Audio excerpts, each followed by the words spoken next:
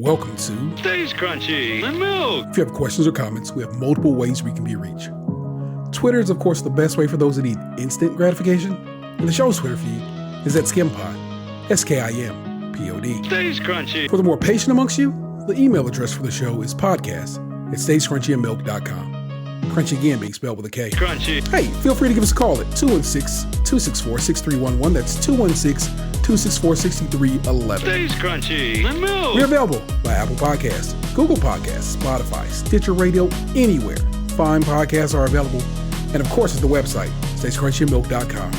Please rate, review, subscribe, and share wherever possible, including on YouTube, where we can now be found at Stays Crunchy. And over on Twitch, we're still Stays Crunchy and Milk. Our personal Twitters are Tatum216, Lunchbox2099. and I'm your host, the internet's Tayrel713. Stays Crunchy. Stays Crunchy. Stays Crunchy. Stays Crunchy. Stays Crunchy. Stays Crunchy. So, in the world of LED light bulbs, which I know seems the most random thing to say, but my light bulb on my porch died. And I hadn't had to put a light bulb in there in like forever. And the last one I put in there was an old school incandescent bulb, you know what I'm saying? And before that, I attempted to have a fluorescent bulb in there. But fluorescent bulbs don't work when you live in a cold environment because it's too cold out there for the bulb to ever, heat. Fluorescent bulbs get warmer and they get brighter because they've heated up basically. Mm-hmm. So I was like, make sure I don't put another fluorescent bulb in there. One, I don't even think I have the fluorescent bulbs. I don't even know if they still sell them hoes. But I did have the last of a box of LED bulbs I have. And so I put that, I had Xander actually put it in the porch yesterday. LED lights is wild white. You know what I'm saying? It's a very white light. And my porch is disco bright right now. And I'm like, I wonder if that's going to attract or detract bugs because it's super bright, but it's not a warm light. You know what I'm saying? I thought bugs was headed toward the heat, but are they just headed toward white the light? or yellow? It's white. Like the whitest of lights is wow. It's like an intensely bright white light. So I can put it on my camera, and I can kind of show y'all what it kind of looks like. Yeah, the light bulb game is so like in a strange place right now. Like it's hard to find old school glass light bulbs anymore. Like now most of them have transitioned to. Well, of course you're not gonna be able to see how light it is, but that shit is.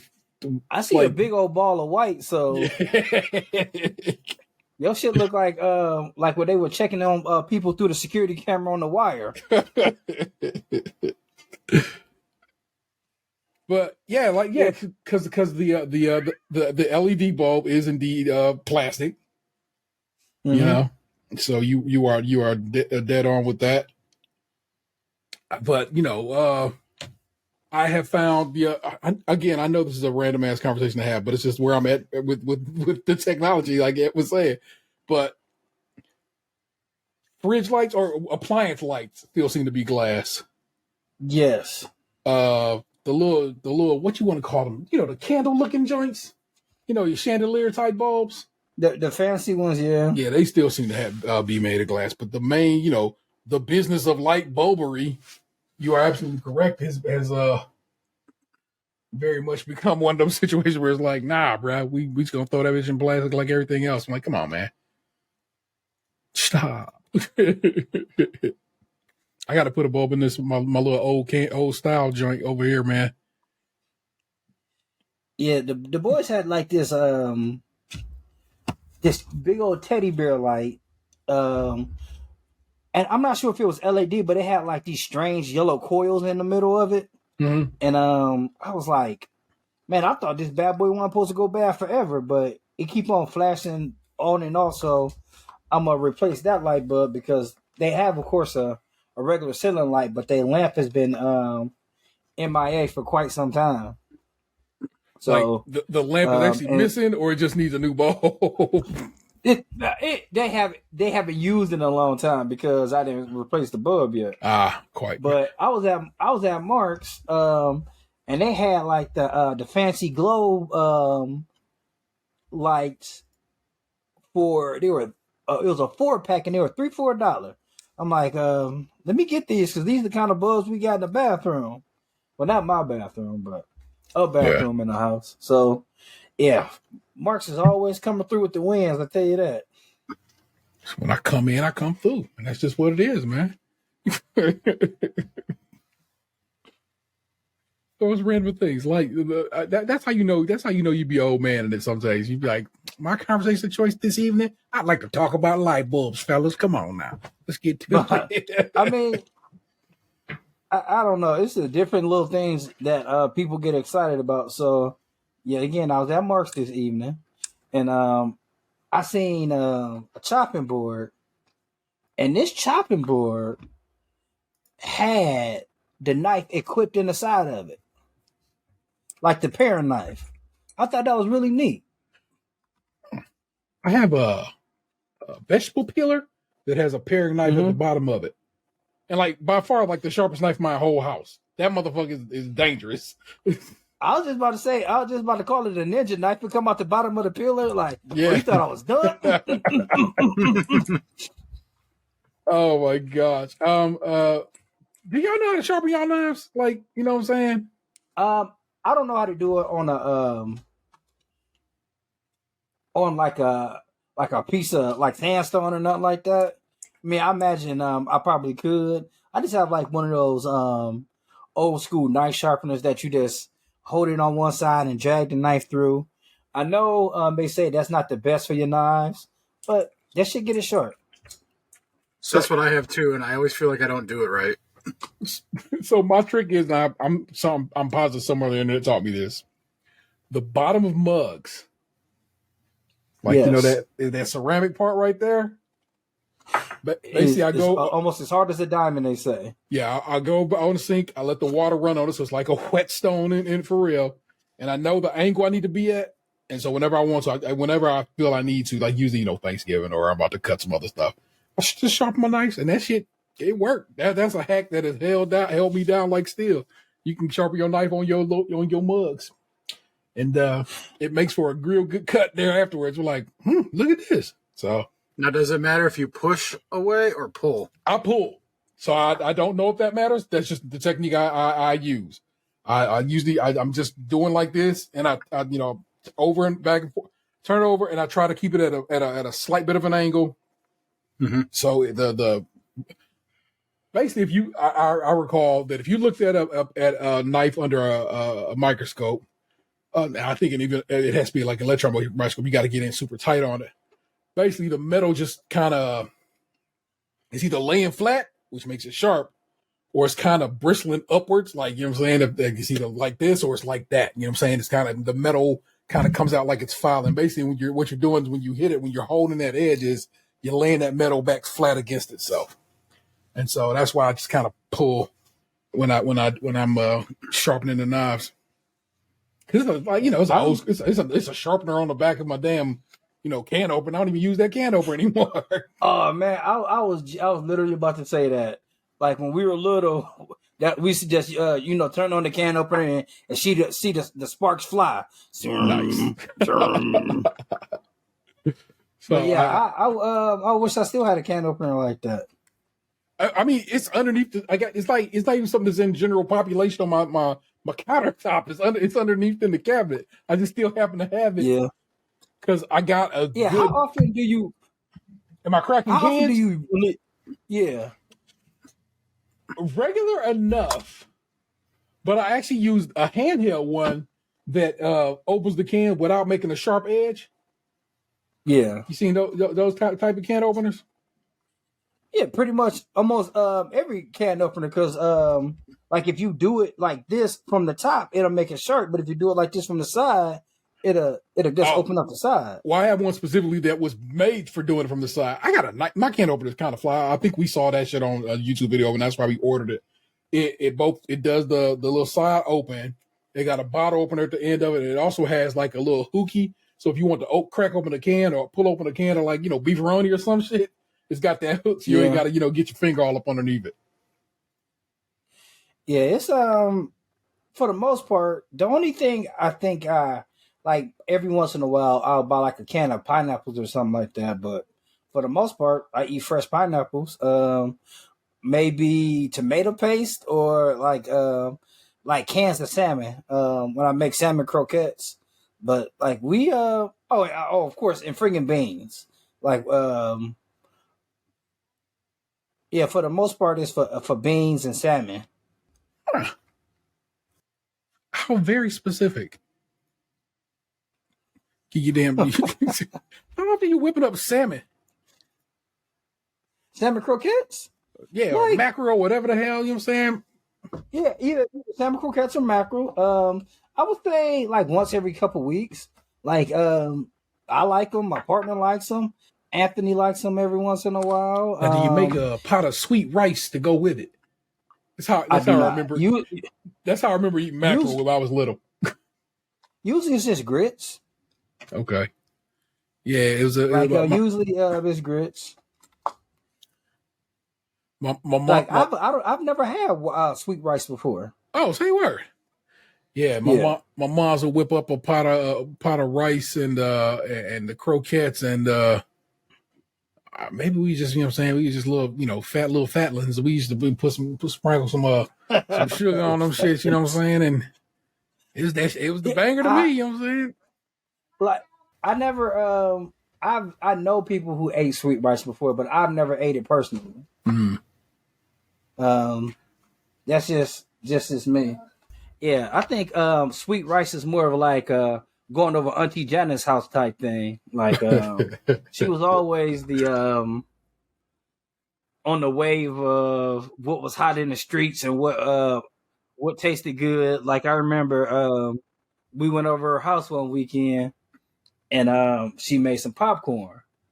And then she threw some Lawry's on that popcorn. I was like, holy shit, this is good. Like I had never experienced that before. Man, we ate so much popcorn that weekend. What do you think as we talking about, various, sweet black folk dishes? What do you think is the white equivalent of the great grit debate between sugar and salt grits? Oh, man. Maybe breaking spaghetti. Yeah, motherfuckers do be hard on that. That is what Daniel, man. If you had to guess, what do you think is the great debate amongst of white kind when it comes to like saying, black folk be wild like it's either sweet grits or salt grits, and they be so mad about it. And I'm just like, I wish I could work myself up to be that mad about it. Washing chicken. Oh shit! I think that's a black and a white thing. I think that's where we got a level playing field because like I had a previous girlfriend and she was Jamaican and she loved calling me a fucking American and stuff like that. But her thing was like, you Americans don't wash your chicken before you eat it. I'm like, I mean, you've been in America a long time, so I don't know what you're talking about. But they have like a special technique where they're like it's like vinegar and water, and then they rub the chicken with a lime. I mean, okay. If what you want to do? I'm not gonna hate you for it, but don't. To me, that doesn't seem like washing. That just seems like brining it. Well, it's gonna to me, that's a difference. Yeah, but that's definitely gonna kill any surface germs, man. The high acidity of citric of a citric. Whatever, man. Have you seen their chicken? No. They cover that in all kinds of hot spices, and then they char the shit out of it. Ain't nothing surviving that. Hey, double your safety. Yeah. Also, I genuinely don't worry about. I guess the cleanliness of my birds, in that I'm going to cook them to an appropriate temperature. I'm going to season the dog shit out of them. So again, nothing walking out that bitch alive. If I had to come up with one that's more comparable to the grits debate, it'd probably be coleslaw. Really? Like the vinegar oil joint versus mayo kind? That or like sweet coleslaw versus more savory coleslaw. Yeah. And I'm not trying to, I know this seems like funny, but I have seen some people, the debate is that raisins or no raisins in their coleslaw. Mm-hmm. And I'm like, oh man. Well, I am that's fucking insane. Yeah, man, there's some fucked up coleslaws out there. Like I'm not a big coleslaw fan, but I can tolerate certain ones when they're not like all sweet and chock full of fruits that shouldn't be in there. I like to give it up to you for pronouncing the L in coleslaw because Vanessa does not, and I laughed so hard. Oh, she called it coleslaw? Coleslaw. I'm like, where'd that L go, baby? Because you know it's there. But it's not just her. The entire squad do that. So I'm like, you was just raised this way. That ain't your fault. So you lean more towards a savory coleslaw. Yeah, I'm not big on the sweet one. Yeah. I don't. It strays too far from the vegetable base for me in that way. Yeah, I'm not a fan of sweet or mayo coleslaw in general. I enjoy kind of like a panini. You know what I'm saying? That the oil, vinegar, salt, pepper shit. Oil and vinegar. Yeah. I think I don't like coleslaw that much. Like every once in a while, like if we cooking if I'm cooking fish, like every once in a while, I'm like, yeah, I'll make a coleslaw, but like my coleslaw is definitely on the more savory side. It's mayo based, and I always I guess julienne the onions too, so it'll give it like a extra like little savory flavor because like I fucking hate sweet coleslaw, and I fucking hate carrots in it. If it's carrots in it, like I won't kick nobody, but I don't love it. And you get your mouth all ready for hash and to be fucking up, and you know what I'm saying, some unpleasant extra show up. Like I was not ready for this, and I had expectations. People, don't go fucking it up, man. I watched somebody make me more mad. Make a deviled egg today, and they used some Kewpie mayo, and I was like, I bet you Kewpie mayo go hard in deviled eggs. I bought some Kewpie mayo from Costco not too long ago, and I'm very surprised. I haven't addressed it with her, but I'm very surprised that my partner uses it because like she definitely on the straight and narrow of like of everything. Like she don't fuck around about nothing. Like if a piece of cheese, like if you're making her a grilled cheese sandwich and the cheese like comes off, that cheese is dead to her. Like. She like when I make her a pound cake, it's just pound cake. Ain't no glaze on it, no nothing. It's just pound cake. So she don't like Dutch apple pie. It's just not regular. It ain't straight up, and she eats straight up. So I get it. Try making the grilled cheese, but instead of butter on the bread, use that Kewpie mayo. Already in the history books, buddy. Like for a while, I was fucking with Duke's mayo, only because like I hadn't heard of it before. Like I hadn't seen it I've heard of it, but I never seen it in a grocery store before. Yeah. But I think Duke's is like my second favorite. Like it just tastes a little bit more savory and it's a little bit more thick. But that Kewpie mayo, it is from the South, so. 2 C's. Yeah, like I said, that the Costco near me has been really going ham on like getting different Asian products. Yeah, like, it was some like flaked up pork. I was like, what the fuck is this? This is a big old bag of flaked pork. I don't even know what you would use that for. I guess to thicken some sauce or something. Make it extra thick. Again, 2 C's. Yeah. I self-lord and master, so bring disaster to evil factors. Demonic chapters shall be captured by kings through the storms of days after, until the earth from the sun through triple darkness to blast you with a force that can't be compared to any firepower, for its mind power shared. The brainwave causes vessels to circulate like constellations reflects at night off the lake. Word to the Father and Mother Earth, seek it everlasting life through this hell for what it's worth. Look, listen, and observe, and watch another sea cipher pulling my peeps to the curb. Heed the words. It's like ghetto-style proverbs. The righteous pay a sacrifice to get what they deserve. Cannot afford to be confined in a cell. Brainwave swell, turning a desert to a well. Experience the best teacher. Thoughts will spray like street sweepers, little daddy street preacher. Illustrious feature. Narrator you select. Accompanied by deck plus the DJ you respect. The 7.5 combined over the front line. The 10% is promoting standard slander in the airtime. Bear in mind, Jewels be the tools of the trade. Sharp blades, heavenly praise, and dues are paid. Above the crowds, above the clouds where the sounds are original. Infinite skills create miracles. Warrior spiritual. Above the clouds raining down. Holding it down. Hello, and welcome to it. Stage Crunchy Milk. Cleveland's longest running podcast until someone proves it different. It's episode 48. And we're turbocharged with 2 parallel ball-bearing twin-scrolled superchargers. Turbochargers. Forgive me. I am your host, Internet Table 713. Joy's always my best friends. It's Tatum. Oh, excuse me. It's Anthony Animal Thug Tatum. Good evening. We're here to do it. Hard. Or so. Along with the big homie Lunchbox 2099. I came prepared tonight. Right on, right on. Oh, no. And I'm all mixed up, feeling cornered and rushed. They said it's my fault, but I want her so much. Want to fly her away where the sun and rain come in over my face, wash away all the shame. When they stop and stare, don't worry me, 'cause I'm feeling for her what she's feeling for me. I can try to pretend, I could try to forget, but it's driving me mad, going out of my head. I don't know it. You gonna tell me I'm gonna be mad that I didn't know it. It's tattoo, all the things she said. Oh. The 2 Russian girls that they try to portray as a lesbian couple back in the early 2000s.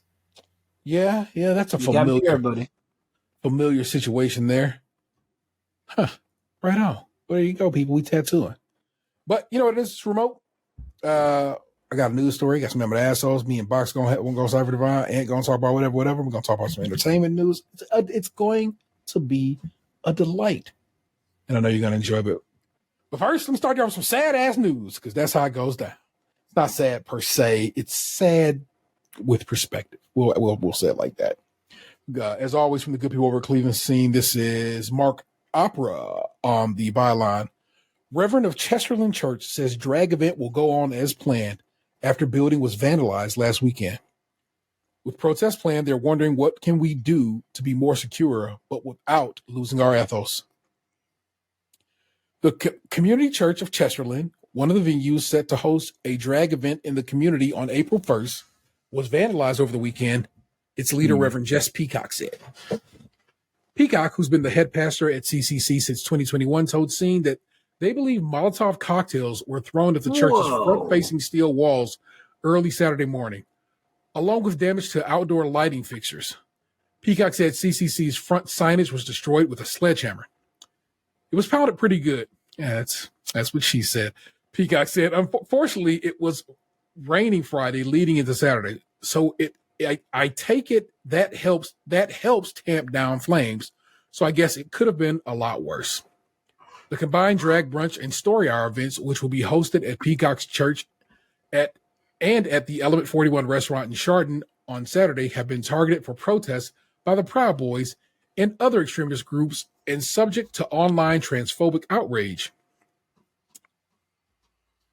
Why drag queens aren't trans people? That's 2 very different things. Let's keep going through this story. By labeling drag performers and their supporters as pedophiles or groomers, a red herring tactic used since 2020, such extremist groups, said Mallory McMaster, the activist founder of the Fairmount Group, are rallying up illegitimate support for their far-right causes ahead of the 2024 national election. They did this with abortion. They did this with immigration. They attempted to do this with climate change. They did this with Black Lives Matter movement, McMaster, and LGBTQ activists who organized the Element 41 brunch told Scene. And it's the same hate groups with the same hateful message that you see jumping from movement to movement. No specific group took responsibility for the damage done to Peacock's church, but both the Reverend and McMaster believe it may be one of the white supremacist groups known to show up armed and seething to Ohio drag events. A March 13th protest against a drag at Wadsworth Memorial Park, where 2 people were arrested after a brawl erupted amidst the 300 attendees, was known to be spearheaded by neo-Nazis and the Ohio Proud Boys, a faction of the Western chauvinist group declared a terrorist organization by Canada and New Zealand. The Proud Boys of Cleveland disavowed responsibility for Saturday's acts of vandalism, according to their public Telegram page, which is littered with chauvinist memes and messages downplaying the incident. Looks like wind damage to me, a Proud Boy member posted Sunday, captioning a photo of CCC's destroyed signage. McMaster is getting desperate. No arrests have been made. McMaster herself is unswayed. In bold, she said, from 9 years of organizing Pride in the CLE, McMaster said she'll be walking into Saturday's event with thick skin. She said she's beefed up her own personal security and has been in talks with Chief Scott Neos of the Chardon Police Department to ensure every attendee walks away Sunday unharmed. The point both McMaster and Peacock urged was to go on with the events. Giving into fear, they said, is not an option, though it's hard to avoid the feeling. It's a fine line to walk, at least for me, Peacock said. It's what can we do to be more secure without losing our ethos and our sense of openness and inviting to the community. I'm scared, McMaster told Scene. This is probably the most scared I've ever been.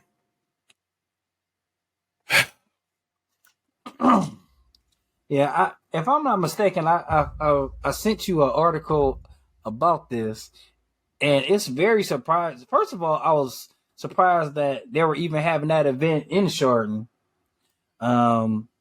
because, I mean, I've told on this podcast before, like I go to that Walmart sometimes because it's just it's a nice drive, but it's a disturbing drive too.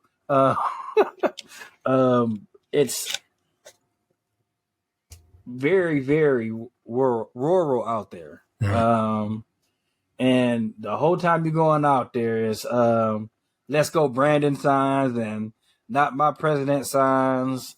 And like, if it wasn't for the fact that like they seem to always have the stuff you need on the shelves, I wouldn't be going out that way. And like during the pandemic, like every time you went to like the stores that are like closer to the city, it was just like, all right, well, I guess I'm not getting this today. But every time I went out there, they always had, especially if I usually get up around 6 o'clock and go. But man, it's scary, the fact that like, you just go 20 minutes outside of where you live at, and it's just like anything can happen. I guess it's just the most random of things. I'm like, I'm not, again, like I said, trans people are their own separate entity, and drag is an entertainment culture that has existed for always. Like, I mean, like forever as a portion of entertainment, there have been people who dress not their gender. You know what I'm saying? Yeah. Or not their gender representation. So it's like, what made them think that these two things go hand in hand?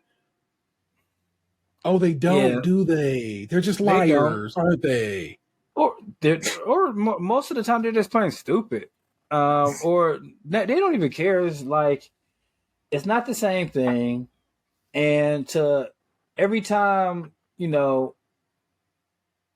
just to go directly to calling somebody a pedophile, it's just like the least common denominator. It's like, it's astonishing to me. But I don't know.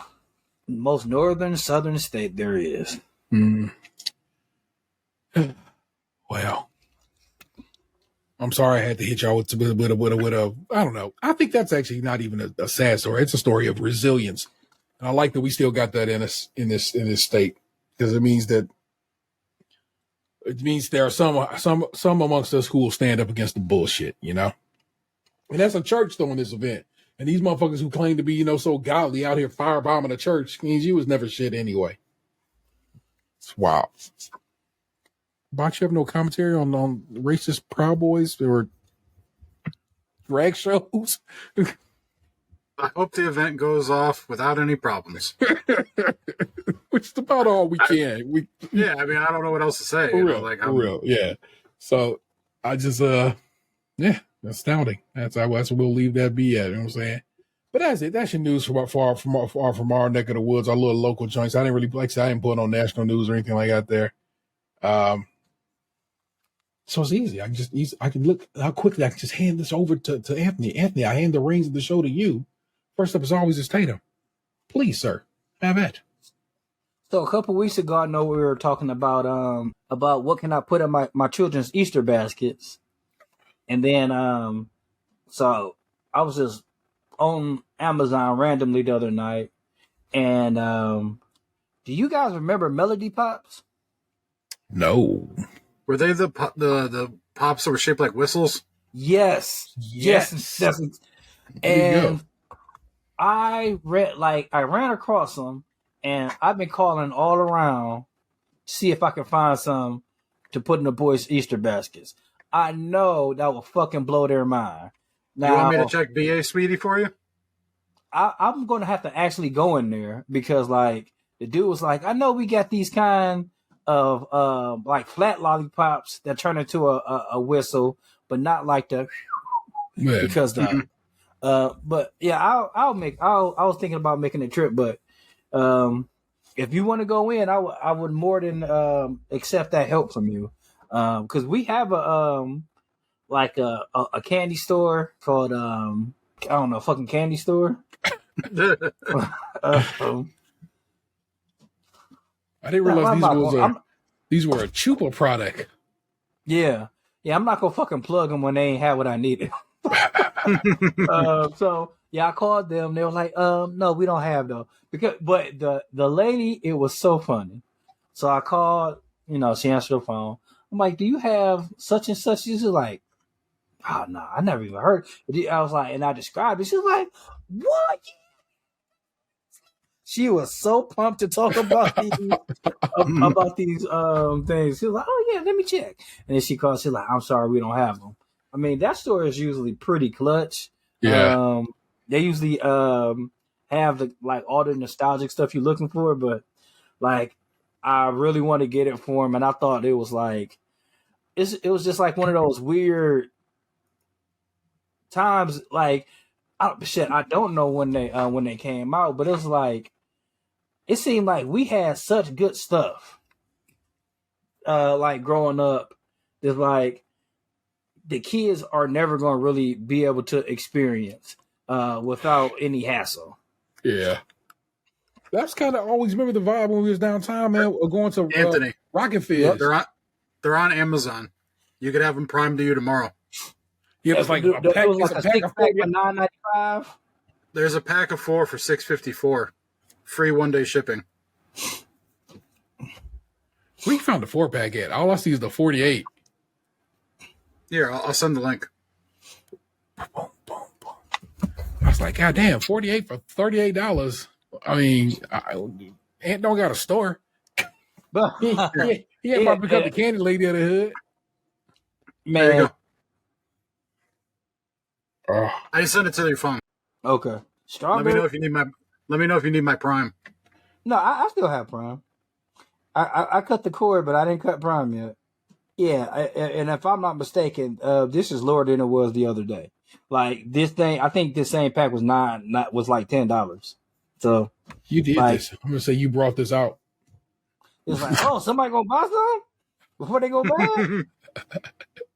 And they got a 6-pack for $7.99, and it'll be delivered on Saturday, which is also pretty cool. They got a 10 count for $9.99. Yeah, we just keep on. But anyway, back to I'll buy a pack. Do you remember like any? Because I can think of a couple different things. Any like products like back in the day that you think was ahead of its time or going too soon? The candy I always liked that was like 10 cents at the corner store were the little gummies that were shaped like cartoon characters. Like they would sell them as like Ninja Turtles or real Ghostbusters or stuff. Like they tasted really good and they looked really cool. I remember those. I would say that Orbeez juice, but now that I think about it, pretty much ain't nothing but bursting bubble tea now. They probably just stole that and was like, they don't know about this in America yet. You remember remember the gum that had juice in the middle? Yeah, it was like a gel. Yeah. Bring that back. You know what else I love them to bring back? Remember Bonkers? Yes. But you know They- what? I feel like Bonkers is kind of like just hot chew, right? I don't know. I never had a hot chew before. Neither do I, because they got gelatin in them, so I can't eat them. But I'm aware of them. Like, because I remember they even had chocolate Bonkers, which Yes. was Bonkers in itself. I remember those commercials. Those commercials were like a wild ass commercial because they had like some grandma and I remember the ads and so forth. I'm gonna look up Bonkers right now, y'all. Do they still make the Nestle Rice Krispie bites or whatever that were based off the Nestle Crunch bar? Bunch of Crunch. Mama Yeah. does a bunch of Crunch. Mama make the cake with bunch of Crunch. Man, holy shit! I can't believe I remember the Bonkers grandma this clearly in my brain. Wow, that's so goofy to me that my head was like, yeah, that's a thing. I'm gonna send that to you to Twitter DMs because it's just where it's at. So tell me that ad speaks to you with any kind of voice. Mama got that crunch cake. Mama got that bunch of crunch cake. Mama got that bunch of crunch cake. Mama got that bunch of crunch cake. I didn't realize this was a. I did not mean to let that play. But I didn't realize this is a Nabisco situation. Bonkers, man. I'm down the rabbit hole, and this is your doing. I think the problem with some of this stuff is like we've had these conversations and then they end up bringing stuff back. Yeah. So we're running out of shit that we missed because they keep like reviving it all. And again, here's the ad for chocolate bonkers. Everyone bonked out by new chewy chocolate bonkers. Here you go, man. what used to mess with me was the fact that Bonkers was always in the back of the comic book. Yeah, that's the ad I just sent to the group chat. That's definitely a comic ad. And then here's one. Here's one that in the chat. Phones? Yeah, to just to Twitter, and then I just put one in the chat on here. Oh, okay. There it is. So you have a couple of options. Oh, here you go, Box. You were just talking about Ninja Turtles. How funny. Everybody's bunked out by new chewy chocolate Bonkers. How about you? Oh, crap. I'll toss you another one in the old chat here. Just for you, Yeah, Daniel. comic books were really where it was at. Like, yeah, that's a nice Ninja Turtle ad. I don't know if that's Michelangelo or Ralph though. It ain't Ralph. Oh shit! Look, as I'm scrolling down this article, so I just had I got some high chews and immediately said, "Hey, these are just like Bonkers." So I was right in that call, and that they vibe see is so Bonkers-esque. So, do your kids eat hot chews? Every so often, that's not something in the regular rotation, but they are aware of hot chews. You know what I'm saying? They stay hot chew woke. Oh, okay. Yeah, I remember LeBron James was down for hot chews for a minute. I just remember him. I remember they were in the bodega downstairs, and I was like, and it just seemed like I seen them once at the bodega, then hot chews was everywhere. Yeah, it's such a specific, like, I believe that's a Japanese snack. Yeah, and if I'm wrong, please forgive me. But yeah, once it came, it's like everything came at once. It's like, you know what I'm saying? All of a sudden, everybody's like, I'm fucking with Ramune sodas, hot chews, and all the manga you can give me for $5. I do love them sodas though, with the little glass ball in them. You got to push down the pop to get to the what's the purpose of that glass ball? It's just like the plastic crack on a bottle. You know what I'm saying? It's just to keep everything sealed in place until you pop it. So okay, you know, I have to give those another try. But you got to break the glass to get the marble, though, right? I mean, if you wanted the marble, spice marbles, man. Marble. I wonder how much fizz do we keep in there doing that? I watched a TikTok recently where a lady was trying her damnedest to open one of those, and could not get it to open because she was doing it wrong, as it turned out. But she had been messing with it and jostling it so much when she finally popped that bitch open, it was like, so it got real busy on it. It did the old Peter North. Nah, it was a little more dribbly than that, but it did fire a little bit, you know what I'm saying? Not that much oomph behind it. Okay. Oh, man. That guy got to be around still, right? What, really shooting? I don't know. No pun intended. I just meant, I guess, in general. I hope so. He seemed like a good fella. Yeah. I mean, he has his own website, so there you go. Yeah. All right, Lunch. I put him in my cart, so it'll go down sooner or later. Nice. Okay. His website says Peter North and his logo, mwah, chef's kiss. Oh wow. And it says the cum shot legend. I mean, that's what he's known for.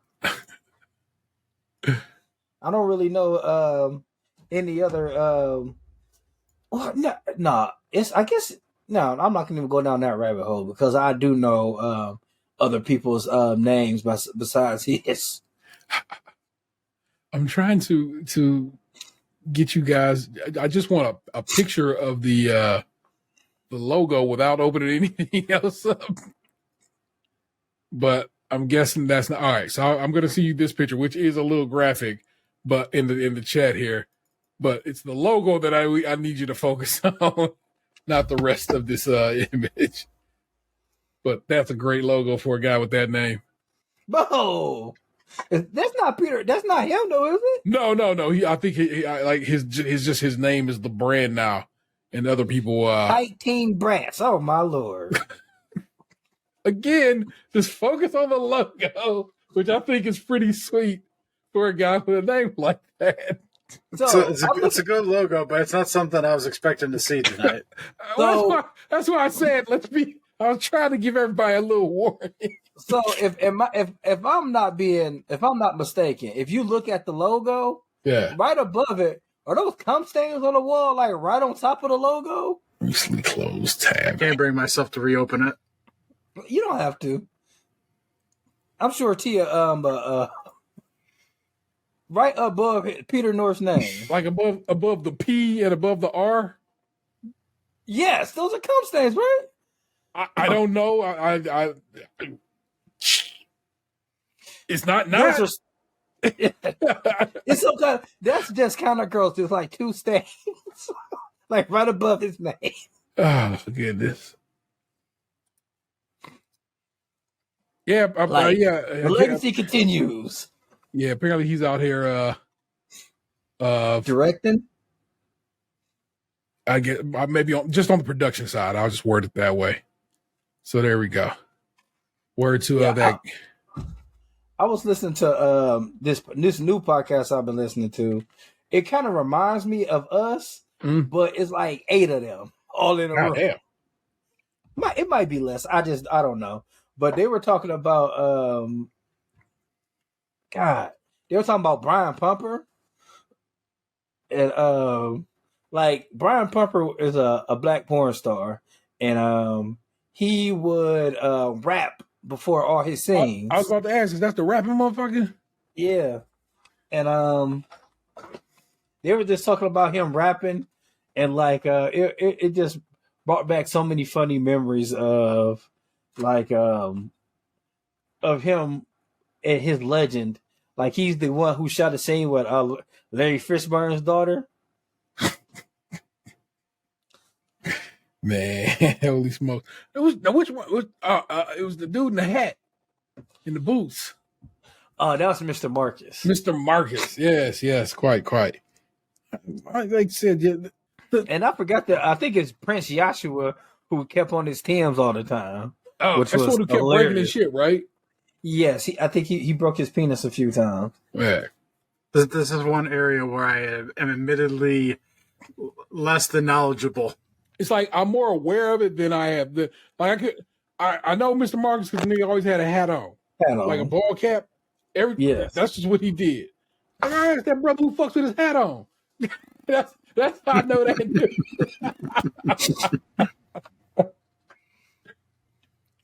I remember Prince Joshua and his name for certain because one, he had on Tim's. Two, I guess back in the day, my brother and him were friends on Facebook, and then they had it was an argument, but it was like a fake, elbow nudging. Like he was like, "I'm gonna sue you because you stole my my move." Prince Joshua had a move where he would like be having relations with the person, and he would like full on like do a flip while fucking like he would be like grip him like a potato bug and just do like a somersault while he's still entwined with his woman. He gonna do some silly shit like that, and they paid that man to do it.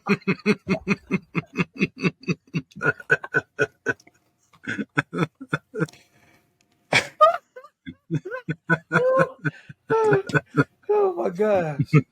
Oh man! Like that's some silly shit. I just wonder, like, cause some dude tried that shit afterwards. Like you and your partner just was like just shooting it regular style, and this motherfucker just grabbed you and do a full flip down the hall. It was pointed out to me by, of course, one Dan Savage that porn stars are Olympic level athletes, and your ass ain't that. So don't be doing that. You might be able to every now and again get a move off or something off, sure thing, but that's not what you are. You are not playing at that level. I mean, you don't have that much practice. You don't have that much. Prince Joshua went into it too. This nigga broke his dick a few times. Remember? Well, you over here trying to do a somersault while banging out. Obviously, you ain't an athlete that you need to be either. Like he over here, misleading the world. Oh man! So, he need to stick to like celebrities are like you too. Like just pick up a coffee, my dude. You shouldn't be doing somersaults. I'm just saying. So yeah, bunkers were great. Bunkers were a really good candy. Fantastic treat that I think we've all enjoyed at least at some point in time. Ain't nothing like let's think about it. When they soft, are the annihilators fresh or are they stale? I like some soft annihilators, but am I eating? Yeah. Is it like flat soda or soggy cereal? You know what I'm saying? That's not the way they should be consumed. I'm thinking before they actually came out with soft annihilators, maybe the softer ones were fresher. Because when they was just like snapped and then pretty much turned to powder, them bitches had to be super old. Annihilators were such a... I know we just talking about chocolate bunkers, but chocolate annihilators. I remember, of course, pineapple annihilators. Yes. Bubblegum joints. Cherry cola. Yeah. Oh my gosh. Man, those are delicious. They got murder man from cherry cola annihilators right now. Stab somebody up real quick. I know you don't like them, but my grandmother loved the banana ones. Hey, I can appreciate people enjoying them. You know what I'm saying? But now remember, banana flavor things don't taste nothing like bananas. Banana now. Because they are based on a banana that don't exist no more. Or at least is in short order we can't really get a hold of. So yeah. But now laters. All right, we'll do this quick exercise, then we'll move on. In your time frame of being 10 or 11 years old, you got $1. What are you buying from the store? So 2 to 3 either nickel or dime pieces of Bazooka Joe. Love the comics. Plus, you know what I'm saying, you got some gum.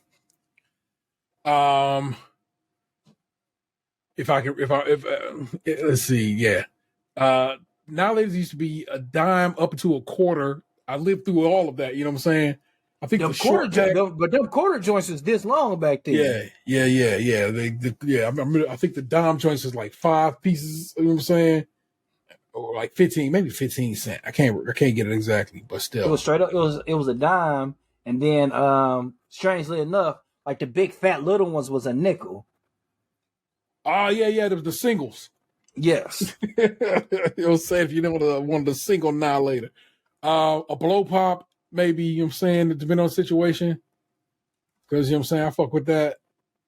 What's your blow pop or a Tootsie Pop, man? I was I was the them flat charms with the there was a bunch of different super flavorsome.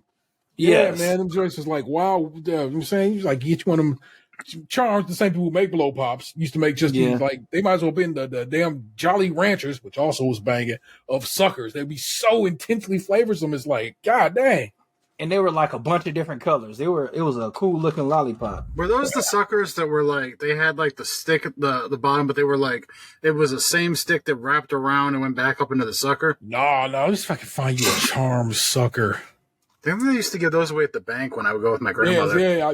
I remember as a bank candy myself. Charms lollipops. While you're looking that up, if I had $1 and I went when I was 10, if I went to the corner store on my way back from the bus stop, I would have gotten 5 of those jellies I talked about earlier. Yeah. But then I also would have gotten 5 of those, like, they were in like a tube, little plastic wrapper, tube-shaped container, and they were little chocolate balls that were like covered in candy coating. Kind of like chocolate M&Ms, but they were... Yes, those. I would have gotten a bunch of those because I used to like take them, put my finger at the end, and push them up so that they pop, and then just shoot all in my mouth. Nice. Peter North style. I like sixlets. I know a lot of people hate on it because they're like, well, sixlets, they're not made with milk chocolate. Who gives a shit? That was good. It's 10 years as a 10-year-old. I would have known the fucking difference. Yes, you would have. Yes, you would. Yes, you would. Well, clearly I didn't care because I was buying them bitches. It was good, man. There we go. I'm sending you. I had to find a proper size picture of the Charms Sweet Pops is what I now know them to be called. It's going in the chat here. And you'll be like, yep, I know those hoes. In a candy sense. Yes. Oh, yeah, I remember those. Yeah, man. Them are the Johns. Those are kind of similar to what I was talking about. Yeah, Just for sure. The ones that... Yeah. But these things, at least when I was a youth, was like massive. Like you could smack a motherfucker if you had to with them things. They were huge. You know what I'm saying? So I doubt they, because I've seen blow pops recently, and guess what? Blow pops, they make them like the size of dum-dums damn near at this point. Worthless. Sin is shame, man. So I'm looking at it, and it looked like one of the ones I guess it was the sweet and sour ones because they were multicolored. But we got it. But if I were given $1, first thing I'm starting off with, because I haven't had it since I was a little kid, they used to have Dairyman's Orchard Punch in a box. And like our first Darrow quarter, they went up to 50 cents later, but I miss those box drinks. Those were so delicious. When me and Box went down to Tennessee, I was telling him the story of Jungle Juice. Which was it was called that. This is called Jungle Juice, and it's like a box of juice, the Dairyman style box, fruit bev. And we ended up hitting up a store that was in my old neighborhood, and it was far scarier than it was when I was a child. It used to be like the neighborhood little spot. But sure as shit, we found some. I don't think it was called Jungle Juice anymore. I think it was called something else. But it was still that you knew it. You know what I'm saying? It still had an animal on it and so forth and so on. But what they did here in the 2020s to fuck it up was, of course, cut the sugar in it, because everybody tries to be healthy, but replace it with sucralose And I don't like sucralose. I just don't have the palate for sucralose. I just don't like the way it tastes. And so they basically ruined Jungle Juice. And that sucked. Now, yet again, I don't remember the name of this candy, but it was like about an inch and a half long, wrapped in wax paper, and it usually had an animal on it, like a giraffe or a tiger or some shit. Now that I know what flavors are, I know that they were the flavor pattern was like a papaya or a mango, but I didn't know what a mango was when I was 10. So I would get 5 of those. They were like 5 cents, and then I would get like a quarter bag of chips. I think that's my $1. Nice. Is it amazing how far $1 went back then? Yeah. I was thinking that you owe when you start talking like that. I don't care. It's the truth. Yeah. I mean, candy bars, just like one thing inflation has hit hard is like a fucking candy bar. Like, my first clear memory was like of a candy bar being able to buy Snickers for 35 cents. I know that makes me sound old, but like a Snickers is like $2 now. Yeah. I remember when they went to 50 cents, and that was blasphemous. Yeah. How dare you charge 50 cents for this? It's a 35-cent candy bar. It's horse shit. You didn't put more peanuts in it? Oh, you know what the fuck you up now? What? An oatmeal pie costs $1. Oh, really? Yeah. Whole ass $1. That's crazy because I can get a whole sleeve of them for $2. So y'all playing. Yeah. So, and it's like, it's on the pouch, you know what I'm saying? It's not like the store's just trying to play you like, no, it's $1 on that. I'm like, y'all play me, little Debbie. You used to be beautiful. Yeah, I haven't had an oatmeal cream pie in a very long time. Yeah. I don't think I could stomach it now, but I remember they had like an apple caramel one that was delicious. But one thing you would probably have to torture me to eat is they got like a double-decker one. Yeah. It looked like a fucking Big Mac of pies. I don't know if I could do that. It's all too good. Well, while the conversation is food related, I'm gonna slide us on over to me and Box's tag teaming event because it was basically the intention and the main focus of the journey. But boy, howdy, did we have a trip up north this weekend? Oh, I asked, I was like, Box, man, you want to go to Canada? Because, you know what I'm saying, Box is always down to travel. And Box is like, yeah, fuck yeah, I go to Canada. I'm like, dope. So I go collect Box.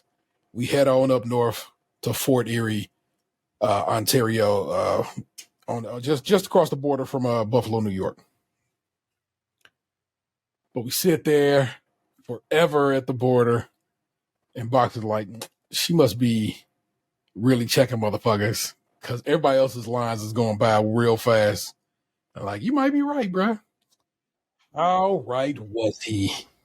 We get up there. What you doing here? What are you coming in for? I'm going to show my buddy the beach. You know what I'm saying? We go, and it's pouring down raining. So, of course, that's probably where the disconnect immediately began. But I'm going to show my buddy the beach. We're going to go buy some candy. What? Like, yeah, you know, y'all got better chocolate up here. What is happening here? Why are you questioning this? This is nothing. And the lady takes our passports and then hands us back a little yellow piece of paper and says, could you go pull over to park that space over there, number 13? We got hit with the extra pat down, but not really. Because the car got patted down, but we literally didn't get anything. So they make me and Box pull over. Turn the whip off, hop out the whip, empty our pockets into the whip. Oh. And they came out gloved up to search the whip because they was not believing we was just about to come to Fort Erie to kick it. Because it seemed to them to boggle their mind that we would dare bother. And I just was like, I don't even know what to even do with it at that point. Because it's like, I guess y'all just don't like it, or maybe they got beef with Fort Erie or whatever like that. But here's the deal. The lady at the booth, the little shorty who sent us on our way, the little cutie, little blonde chick, when we get pulled over to the other section, these three beautiful people come out. It's this handsome man. These other two beautiful ladies come to inspect the car. And I'm like, they really put the hot people at the border, don't they? And then dude was basically just asking us like, so what's going on? I'm like, we're going up there to kick it. Go buy some candy. I'm gonna take them to this beach that I love. And they're like, in this weather? I'm like, I didn't know it was gonna be this weather. I didn't say that, but I'm like, the reality of it is we didn't know it was gonna be this kind of weather. So it's like we just said, let's go to Canada this weekend. And I was like, so it's just like the dumbest shit. So they're like, what do you know what's going on in Fort Erie that we don't? I'm like, I don't know, buddy. I just like it up there. It's pretty cool to me. I like the beach. I like just driving around and hanging out. We are just wasting time because that's exactly what it is. We just like road trip. That's just what we said. That's what we just thought about it. But apparently to them, it must mean I don't know what they must thought. It was weird to them because the words of the lady at the booth were like, you drove 3.5 hours to come here to the beach in the rain. That was what she said, that it even sparked us having to pull over to get the search to begin with. Then after they searched the car, they walked up to us because they had us wait off like under this awning while they like put gloved up like doctors and went under the seats and everything. And so they walk over and they're just like, so what are you doing up here today? And T proceeds to start telling them the exact same story that he just told the lady at the booth that got us pulled over to begin with. And they're just like, they clearly don't believe him because we're standing in the fucking rain and he's telling them we're going to the beach. Guess what I did?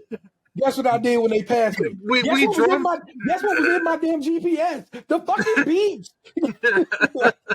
We did go drive to where the beach was. Yeah. But, so like, I finally chimed in and I'm like, look, he wants to show me this beach that him and his girlfriend go to. And I'm like, we also came up here to go Easter shopping for his kids' Easter baskets. And I'm like, and also to be even more open, I've had some health problems the last couple months and I needed to get out of the house. Yeah. So I agreed to come up here on this trip with him. I'm like, your guys' candy's better. So we're just going to run to this beach. We're going to buy some candy and then we're going home. That's it. And then they're just like, he talked to him more about the beach we're going to because I guess there's 2 beaches. And then they're like, okay, enjoy your trip. And then they walked off and let us go back to the car. The hottest of the 2 ladies who had a ponytail and glasses, she was like, it is a nice beach. I go, I know. Because she knew the beach is hot. Just ain't beach season yet up there. I love Fort Erie. How long did this detour take? What do you think? 6 minutes? 5-10 minutes. Yeah, we were barely there. Yeah. Okay. Yeah. We was longer waiting in line to cross the border than we were after they like. Yeah. Also, oddly enough, the day before, I had Xander clean and vacuum the car out because I was like, well, Box will be in the car. Let me make sure the car is in decent, cleanliness shape for my man's. And I was talking to Xander about this when I saw him the other whatever. You know what I'm saying? He's like, oh man, I'm glad I cleaned that car out. There was all kinds of edible packages in that bitch because Vanessa will go buy her stuff from the shop and just combine everything into one pouch, but be throwing like the rest of the wrappers behind. You know what I'm saying? It's like, no. And I constantly tell her, please don't leave your weed wrappers in my car because if I ever get pulled over, they're gonna be on my ass like fucking flies on stink. And that's exactly what would have happened had I not had my child clean that car. So give it up to my man Xander for doing a good job cleaning the car and preventing us from even more inspection. Yeah, because they split it into 3 separate people, and they searched under all those seats. Yeah. They were looking, but there was barely anything in there. It was like our phone, wallet, and keys were on the seats, and then we didn't have anything else on us. Yeah, I bought water. And all that was in the back, was water, and then he had a bunch of empty shopping bags. Yeah, and that made me laugh even harder because if you were to open my trunk right now, the bags that are in my trunk is one Real Canadian Superstore, which is a Canadian grocery store, and 2 green Sobe bags, which is another Canadian grocery store. Clearly, I'm up here. I'm out here, and my kid's lacrosse stick. And so I'm like, bro, I'm out here, and I had to laugh. It was amusing. I didn't feel stressed. And that's just because Dan was with me, and I basically what it comes down to. Handled it very well, unlike the "Do you have a gun" incident. Man, that shit still fucks with me, bro. But yeah, I didn't I was not like freaking out or anything like that. But again, that's because I had box on my side there, and it's just calming. You know what I'm saying? My homeboy with me. I'm not going through this alone. And they was really, like I said, it was over so fast, and like we just got on our merry way. And like again, what was in the GPS was that day was the beach. Drove all the way to it, got to Showbox Beach. I'm like, man, this is why it's so nice, so and so. But at the beach, we get to the beach, right? And there's a parking lot you park at to go to the beach, and just sitting in the middle of the parking lot, a cop. I'm like, what is going on in Canada today? What is happening? Yeah, so we couldn't even park and like get out and walk because it looked weird, like us walking over to the beach area in the rain. Yeah. So we ended up just kind of like doing like a drive-by. And then T turned around in a driveway, and then we drove back past it right in front of the cop again. I'm like, hopefully I don't think this shit is suspicious. But then we left. And on the way to the beach, like we passed the Walmart we were to go to. Yeah. Mhm. But across from the Walmart, I saw like a Pokemon shop, like a game store or something. But it wasn't like a storefront. It was like someone's house. So like we went over there before we went to Walmart. And we went inside, and it literally was like someone's house. They turned half their house into like a store. Yeah. But it was like so much more than a store. Yes. They had like normal like hobby shop Pokemon stuff you'd expect, like games. They had vintage video games like N64, and they had modded Game Boys. They had some Magic the Gathering stuff, but not much. Yeah. They It had was like really Pokemon. That car, that's a very dedicated space. Yeah. They had a lot of Pokemon. It was like multiple nooks with like various Pokemon things, like a lot of cards, like vintage merchandise. They had like some modern anime statues and stuff, a lot of artwork on the wall. And while we were in there, like, cause I was like, well, I'm going to buy something just to support.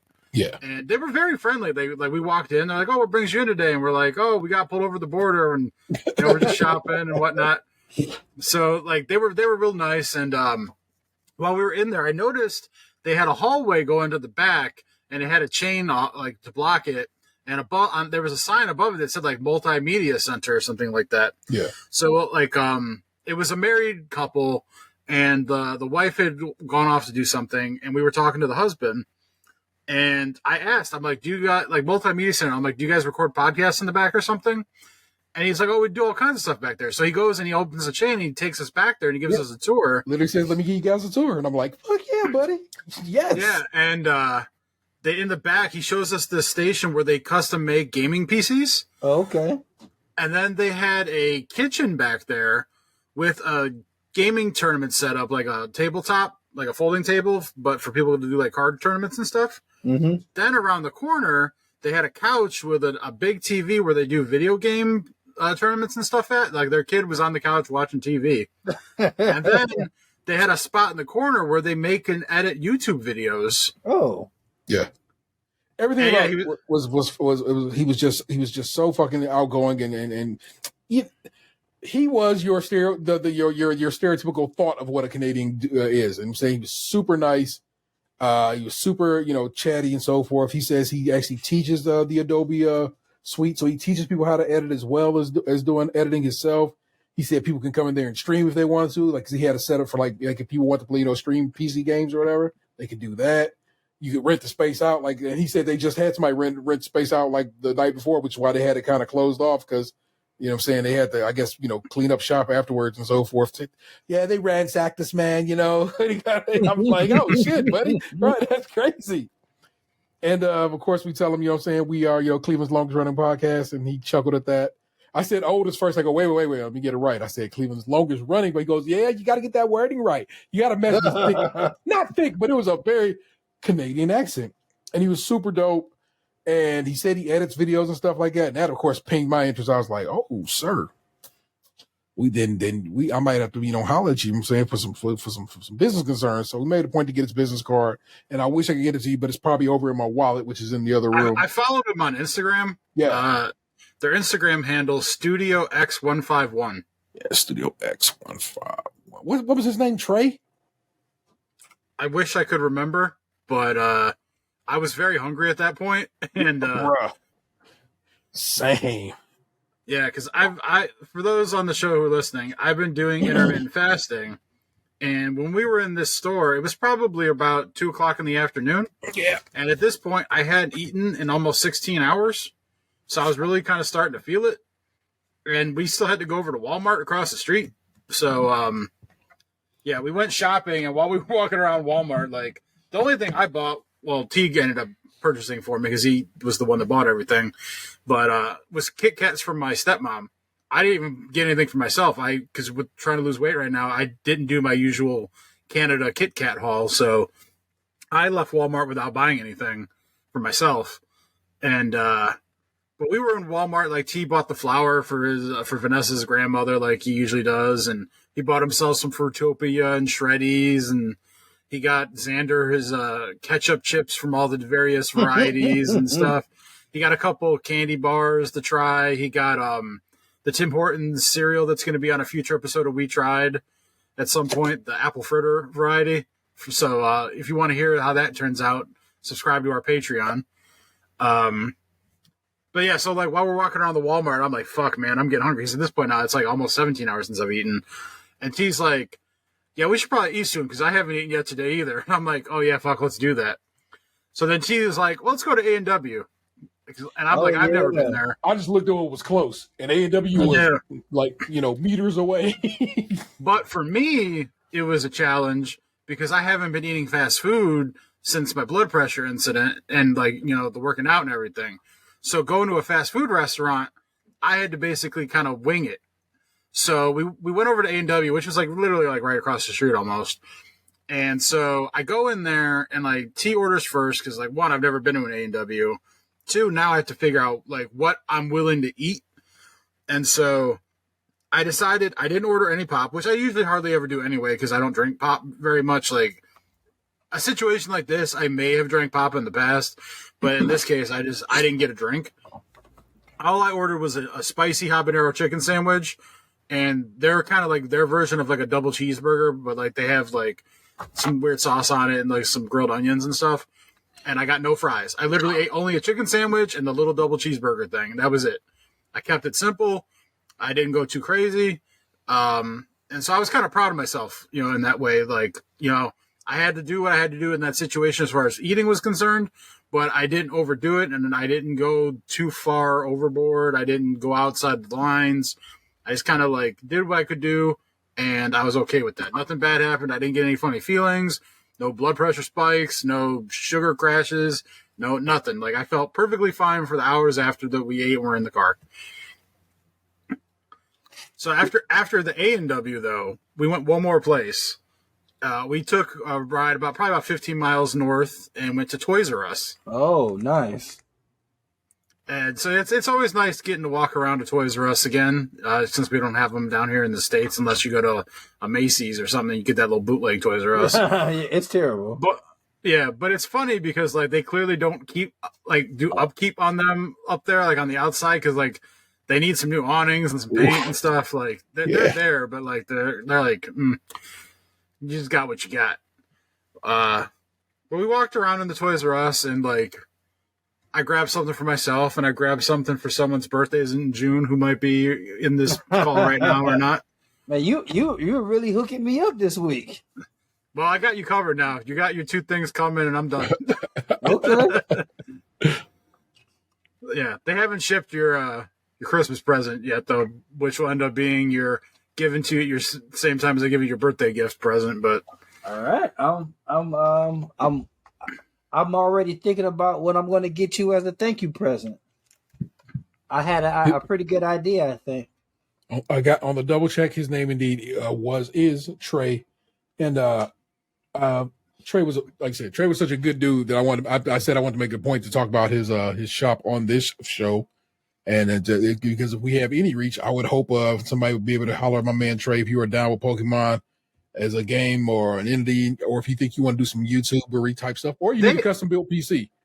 They did a lot more too. He said they did like wedding photography. Yeah. He's like, he started as a wedding photographer. That's how he ended up doing this stuff, doing the editing. But what I mean is, but like he's got like a lot of skills because he also does tattooing. Yeah, that's why he said he started as a tattoo apprentice. So it's like these things. It's like him and his wife took like all of their skills and hobbies, and they just like meshed it together in this one giant conglomerate that they're seemingly running out of like the other side of their house. Yeah, they opened up in October of last year, so it's like they hadn't even been at it very long, which is also will tell me why that shop looks so impeccably crisp and clean. So just a wonderful experience, and I laughed and I told him as much, and I'll share the same thing with you listeners, is that's why Fort Erie is so dope. It's finding random nonsense like that. Me and Vanessa finding that beach that we didn't intend to find. There's a very cool restaurant that I've been saying called what the fuck, North Shore or South Shore. I don't know, a shore of some sort. And it was and it's like that's why I go to Fort Erie, Ontario, Canada, when most people are like, I'm going to Niagara Falls or I'm going to Toronto. There was another gaming store that we passed too when we were driving through that beach town. It was in that main road that we were on before you turned off. Yeah. So there was even more opportunity had we been a little more whatever. It's a little, like I said, this is a little less planned of a trip. It was more like let's just hit the road and get the fuck out of Dodge for a little bit, because sometimes I just need to drive. and we didn't make it a point to try and milk it for everything that we could have. Like we hit like the main things, did a couple side adventures, and then we came back to America. Which this was probably by far the worst welcome home to America stop I've ever had in my trips to Canada. Very the upsetting. dude gave no fucks, like no energy, no welcome home, questioning our motives. Like, just ask us if we got weed and let us back in, man. We live here. Didn't ask if we had weed though. Maybe if he would have, I would have, whatever. But no. All right, bye. Like that's it. He's like, he's like, how long were you guys up there? We're like, 3-4 hours. And he goes, what'd you go up there for? Well, we went to the beach and then we went shopping. He's like, you went grocery shopping? We're like, yeah, we went up to Walmart. He's like, you drove all the way up here to go to Walmart? And he's like, oh, you had to go get these couple things. And I'm like, oh, and I also bought a couple toys at Toys R Us. He's like, just go. I just pissed at y'all. Come on, man. I think I guess maybe it's bullshit, because people who live on the southern border just go to Mexico all the fucking time. You constantly hear about it, they just go to Mexico and go bullshit and hang out and go eat and drink or whatever. I guess because they live at the border. I guess it's like more convenient for them than us who has to do some driving. But it's like, bro, I'm going to go kick it. That's it. I like it. I like going across the border and I like using this damn passport that I pay so much money for. I like being able to say, hey, let's go kick it across the border, go do some shit, come home with some good chocolate. My stepmom thought the chocolate was vastly superior to what we have in America. Bro, we don't play. Still sitting here with that Krunchy. Technically it's Vanessa's, but she don't know that. And I still got my where'd it go? There's a Wonder Bar over there somewhere. A Wunderbar. So that thing that I asked the girl that she would eat, you know what I'm saying? I said, yo, have you ever had that before? Oh, the checkout cashier? Who smelled amazing. It was gorgeous. Let's want to point that out to you. It's problematic, man. Something about Canadian chicks. Anyway, it was like a molasses bar full of nuts, and it was not great. Fine, but not great. If you're wondering, no chocolate at all in that bitch. So it's basically just like chewy, molasses and nuts mixed into a bar called Eat Me or Eat More. Eat More, I think is what it was. Mid, to say the least. But the come up is, of course, I came home with several boxes of Shreddies, several jugs of Five Alive, and of course, big old jug of Canadian maple syrup, which up there is just nothing. So basically, if you did the cost flip, I paid $10 for basically what you would pay a lot more than $10 for here in America. So we actually were at Giant Eagle the other day, and it was like a 10-ounce bottle of maple syrup at Giant Eagle was like $10. No, it was a 12-ounce bottle. It was like $10. Whereas I have 2.5 times that much for the same price, basically. And it's a nice. The bottle I got is super I'm like, that's a cool bottle. Let me buy that. And I always leave Canada with some maple syrup because it's just syrup up there. You know what I'm saying? It's the most regular thing on the shelves up there. I've never had like real maple syrup before. Like, you never just bought some maple syrup down here just from anywhere? Nope. I almost did it today. I seen some at Big Lots, and I was just like, man. And I know it's like certain parts. Like right now, I was watching the news story. It was like everybody's getting ready to harvest maple syrup. Yeah. So it's prime time to. It's the time of year where basically it freezes overnight, and then it's warmer during the day, and so the trees they flow easier. Maple syrup is thinner than the syrup you're used to, than like our corn syrup base bullshit. But it's a way more flavorsome situation. Kind of how do I want to describe that flavor? Not floral, but and not herbaceous either. But if So those two met in the middle, you know what I'm saying? Is it a mix between earthy, flowery, and herby? Planty, you know what I'm saying? Planty. You know, vegetal. Okay. Vegetal, I guess is kind of what I'm saying. It's way good. It's kind of one of my favorite things. It goes hard as hell on some waffles or some pancakes. Waffles in particular. I feel like Canadian maple syrup waffles got a real vibe. But yeah, whenever we do this wheat trial on this Timmy's cereal, man, we will I will have to, I don't know what I'm going to feed you besides just a spoonful of syrup. That doesn't seem like that seems the opposite of what one should be doing, but still. It'll help the medicine go down. I think the vibe is there, and I think you will enjoy it.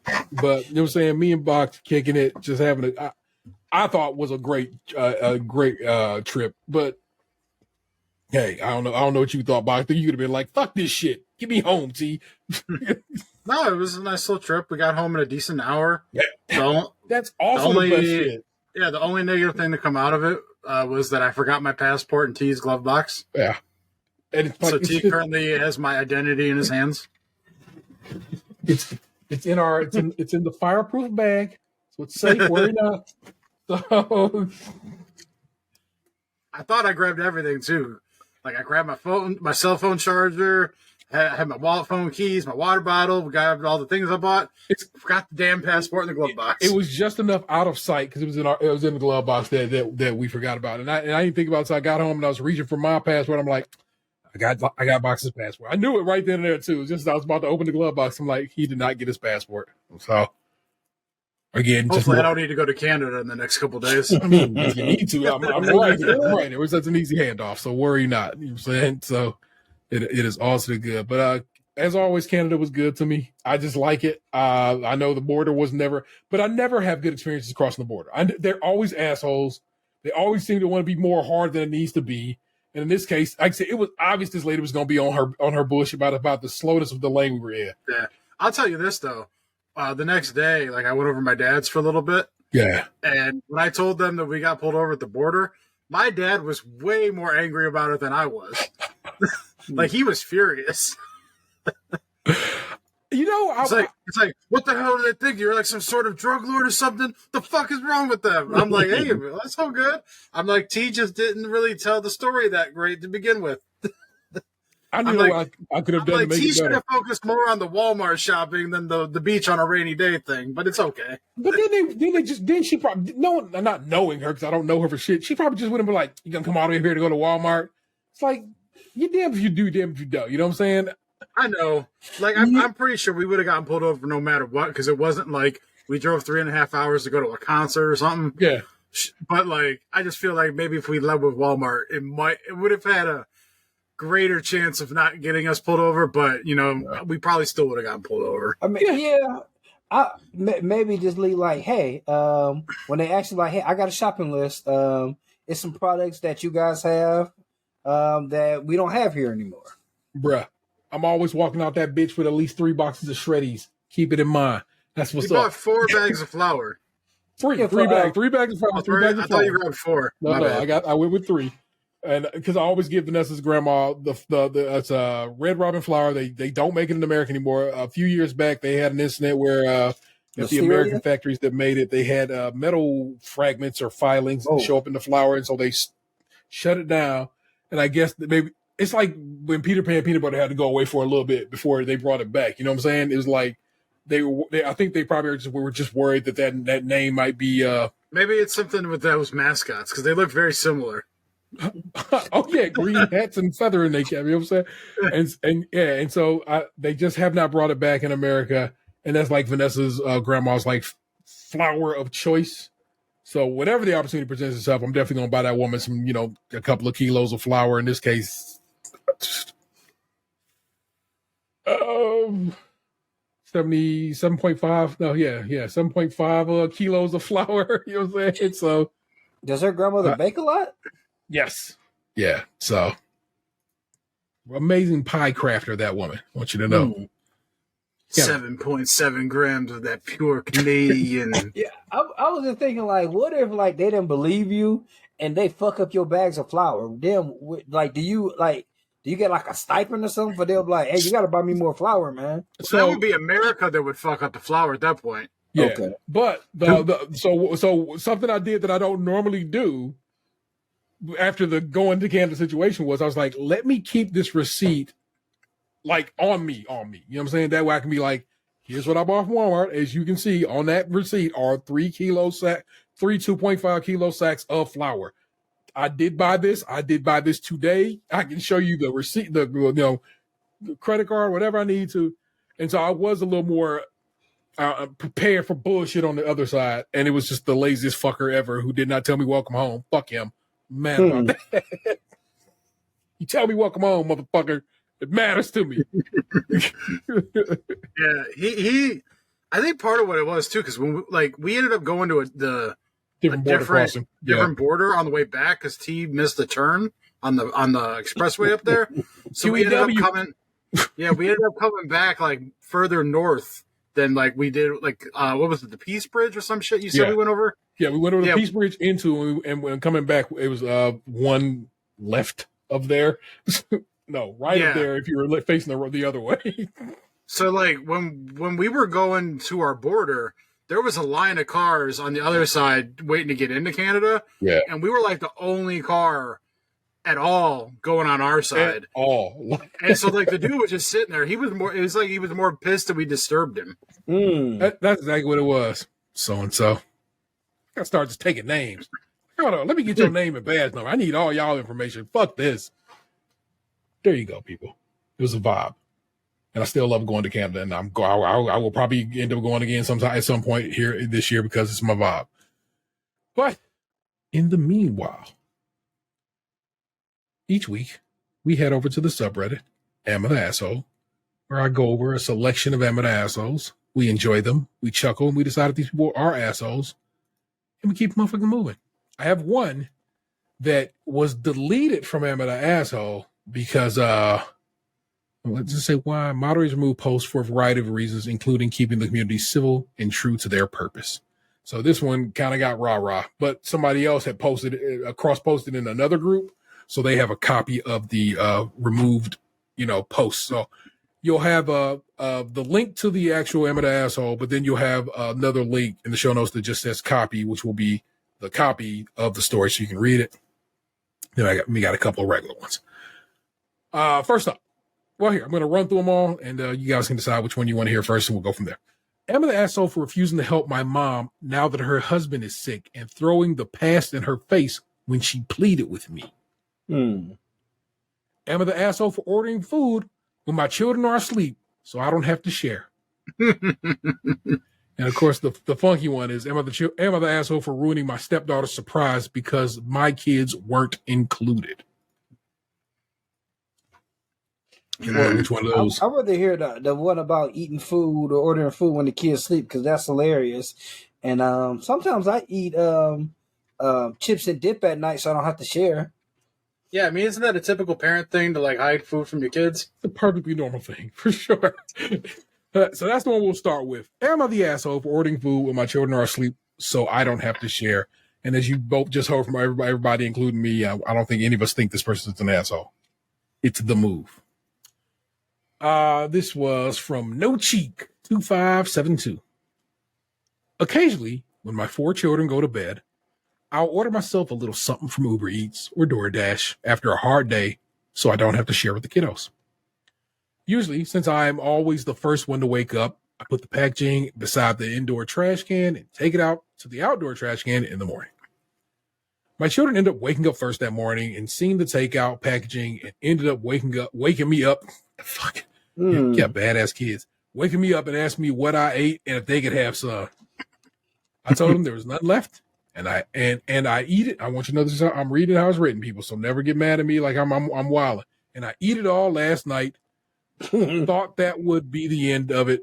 But after I dropped them off at their dad's for the week, my children stay at their dad's house 1 week out of the month rather than just doing weekends.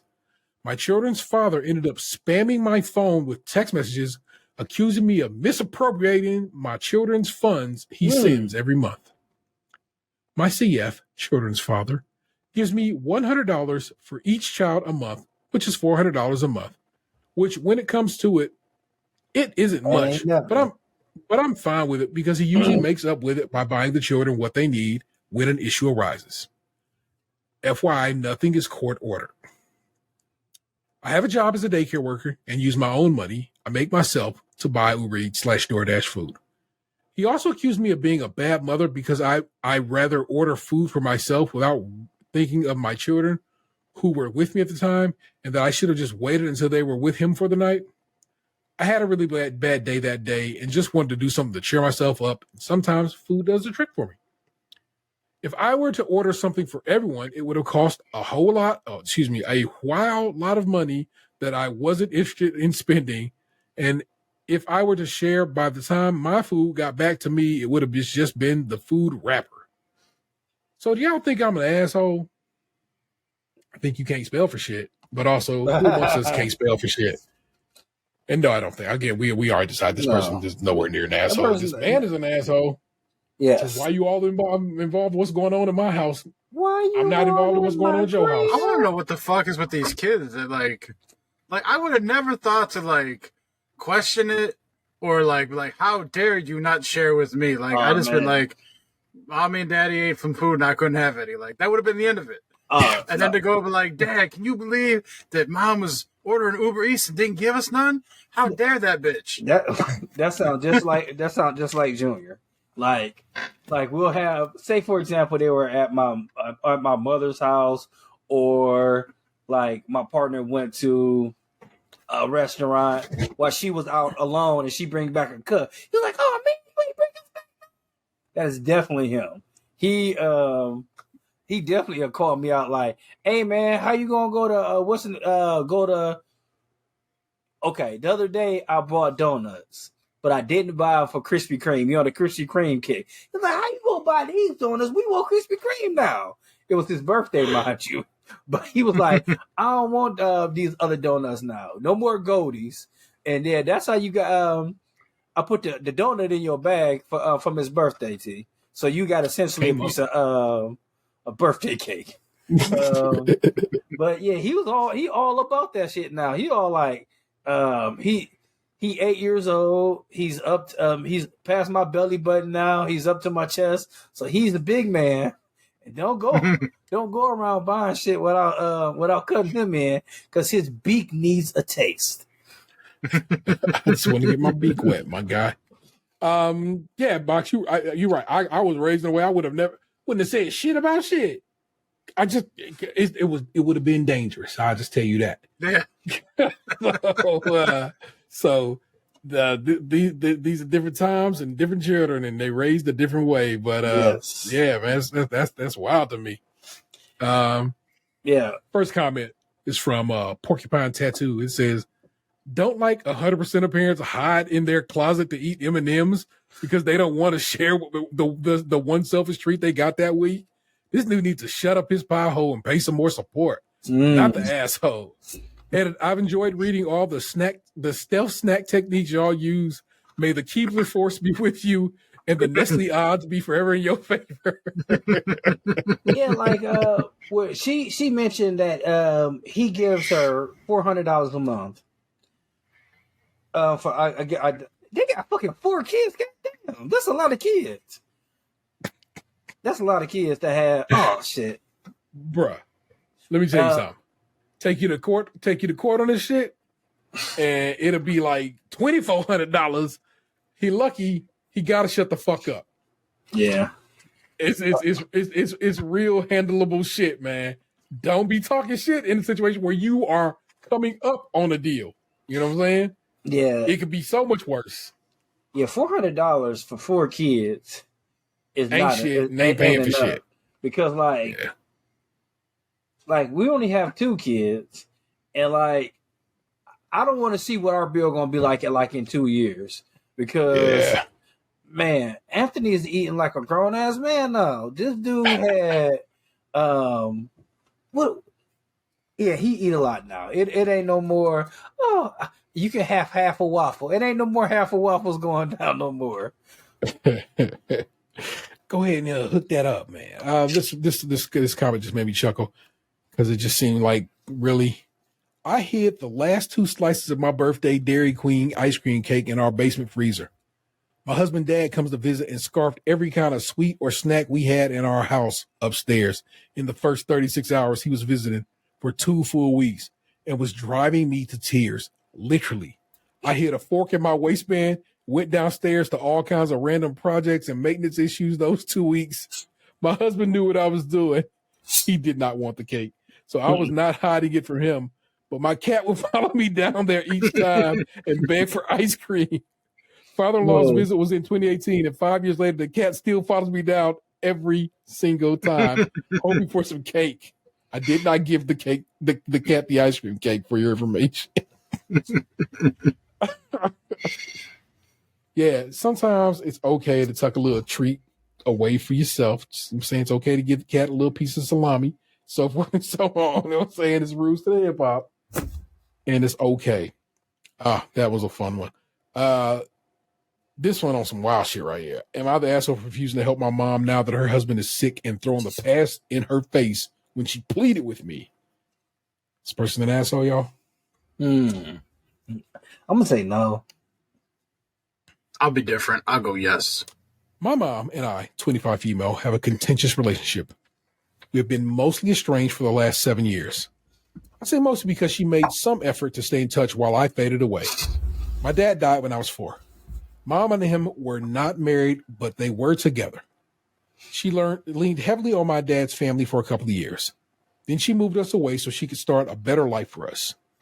After moving, she met John and married him. I was told more than once by John and my mom that John was now my father, and I was told to call him Dad, refer to him as Dad with others, and not correct anyone who used the term Dad. Wait a minute, not correct. And not correct anyone who used the term dad/father. I was to correct those who said he was my stepdad. I didn't want to do this, but I was punished, and John yelled at me multiple times for disrespecting his love. And I was berated and told that he was stepping up to take me on as his daughter, and the least I could do is to respect him as my father. When Mom gave John children, it became very clear he never saw me as his. I was treated differently. I was not given the same anything, yet the rules remained in place that I call John Dad, and would get punished for any instance of not. Mom always took his side, always backed him up, always agreed that he deserves some kind of respect for this stuff. I still have some bitterness over this. You think? Some bitterness, just some.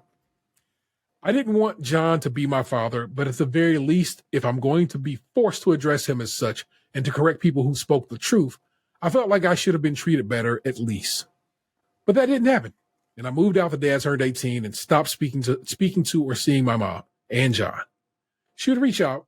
Sometimes I would read or listen to hear her speak, but I felt good not having them around.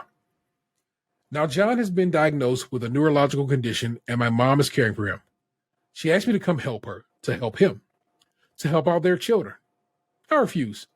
She told me she needed me. They needed me, and I'm their daughter. I told her I didn't care.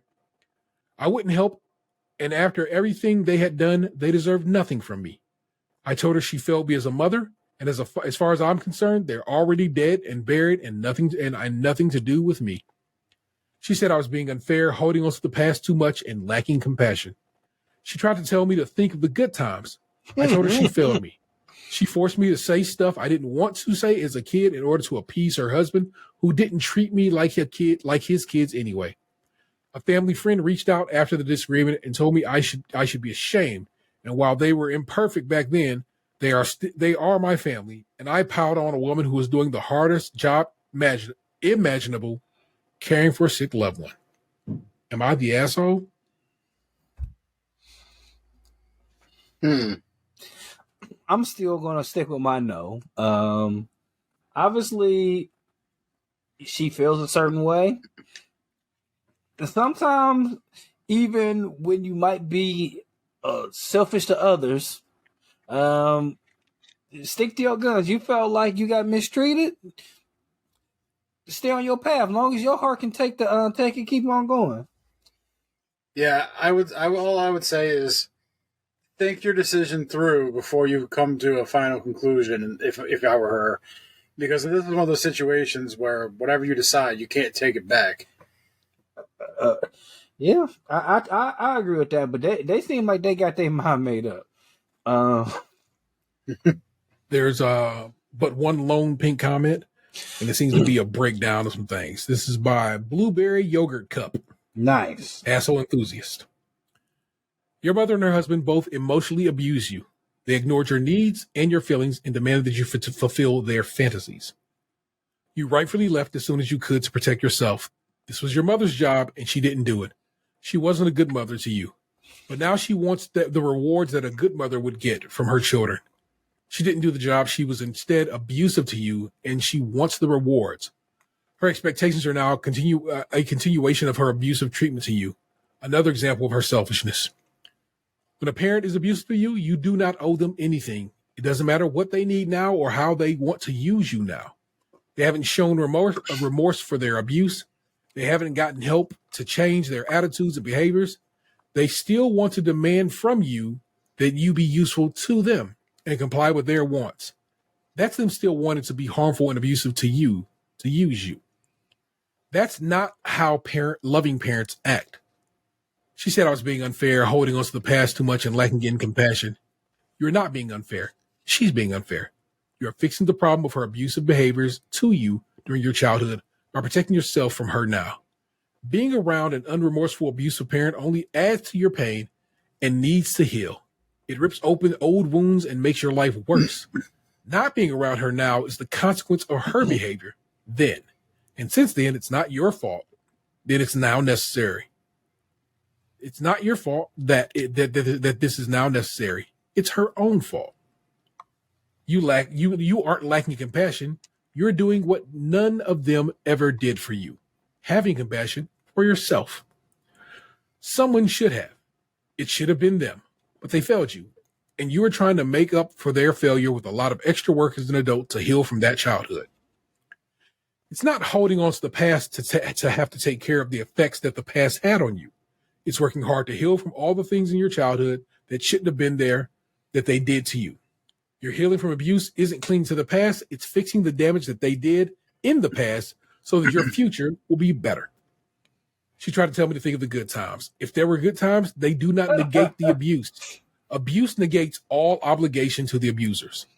A family friend reached out after the disagreement to support you in your pain, to encourage you in your healing and your need for protection, and told me I should be ashamed. To be a flying monkey for the abusers, to support them, not you. And while they were imperfect back then, no, they were emotionally abusive, not imperfect, huge different, that they're still my family. No, they aren't. They make choices to be abusive to you, to ignore your needs, to demand you not have feelings or wants or needs that didn't suit them. They treated you like someone not part of the family for all those years.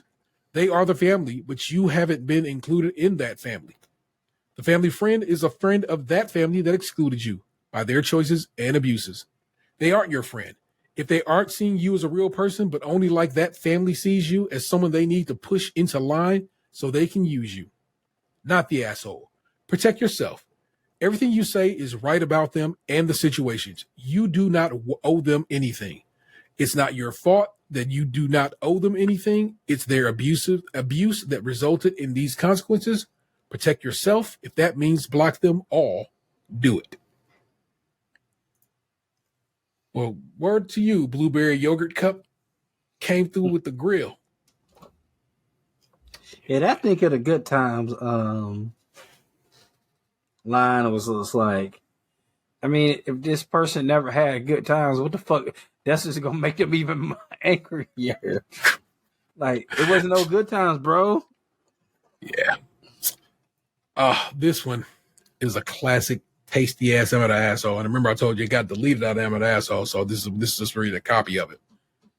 Emma the asshole for ruining my stepdaughter's surprise because my kids weren't included. My husband and I each have 2 kids. He has Elise, 16 female, and Logan, 12 female. And I have Lola, 12 female, and Luke, 9 male. Elise was very sick this past year. She wasn't able to go to school, and she was in and out of the hospital. She started to recover, and her doctors cleared her to go back to school part-time. When my husband heard that Elise could go back to school, he texted Elise's best friend and her boyfriend and told them the news and asked them to help him plan a big surprise party for her the day of her appointment. And by help, I mean they planned the whole thing, clear it with him, and he hands over his credit card. These kids had no rules besides the obvious don't break the law, no budget, no curfew. They could do whatever they want for this party. They planned a very fun party. They rented out the back room of a restaurant Elise likes. Her best friend, boyfriend, and maybe 20 friends will join them. After the restaurant, they rented out a theater at a luxury theater to watch a movie. Then Elise, her boyfriend, best friend, and a couple of other kids are going to do an escape room, play laser tag, and go karting, and go to the arcade. Basically do everything she missed out over the past year. They have reservations for everything. It's all paid for. I looked at how much it costs, and it's in the thousands. The problem is Lola and Luke are only allowed at the dinner, and Logan will be picked up after a couple of the activities. I think this is a celebration for all of us, and that all the kids should be included in this party, but my husband said no. This party is for Elise, and she wants her friends with her, not her younger siblings. We're not even going to be at the same table as them. I reminded him that Logan will be going to the movies and arcade with them, but my kids aren't allowed, and he said it's because Elise is closer with Logan than my kids, so she'd want Logan there for part of it. I figured I wasn't going to get anywhere with him, so I went to Elise and told her about the party and asked her to tell her dad to invite her siblings. After the shock from learning about the party wore off, she said she'd rather keep things the way they were planned because it sounds like a lot of fun. She mentioned the party to my husband, and he is furious that I went to her. He says that it's not my place to try to insert my kids into her one night out, and is mad that I robbed him of the opportunity to see her surprised look on her face at the party. He's barely spoken to me since then, and I'm starting to wonder if I was the asshole for ruining the surprise. I see 2 perspectives here. One being the kid's perspective and one being the parent's perspective. Because I've been that kid before where my parents forced my siblings onto me for shit that I didn't want them there for. But this is also kind of a fucking big thing to exclude the other ones from. Oh, man. It feels like he loves his kids more, and it's ruining his marriage. But, like, if I was that girl, I wouldn't want them there either. I'm who knows? I'm going to assume maybe I read it wrong or whatever, or maybe we just skipped over it. That child has been in the hospital this entire time, has just gotten out, and her father is like, I'm going to celebrate my child basically getting free from the shackles of hospitalization by throwing her the biggest, bestest surprise party that she could ever have. And this broad went and shat all on that surprise because she didn't think her kids was getting enough shine. Fuck that bitch. Hell no. There's no way you go and ruin a surprise of somebody who just got out of the hospital. A surprise that your husband clearly was hyped for, amped to surprise this child with. Just because you think it ain't cool that my kids don't get to do it all. Well, it's not their party. Just like Aunt said the other day when it's one kid's birthday, yes, the other kid will get a present, but it ain't gonna be on the echelon of the present that the birthday child gets. Yes, these children will get to attend some of these events, but they will not get to attend them all because it's not their party. And to go and just ruin the surprise is so shitty, and it's done with like, and it may not seem like it's done with malice, but it is done with malice because you knew what it was, and you was like, "Fuck it, I don't care." There's one piece of information though that kind of muddies the waters a little bit, is the fact that they're allowing the one child to come and not the other two. But not everything. He gets to get in 2 more activities than the rest of them, basically. Isn't there only 4 activities? Well, no, I guess he gets to go to the movie, laser tag, and like what was the other thing? I don't even. Let's scroll back up.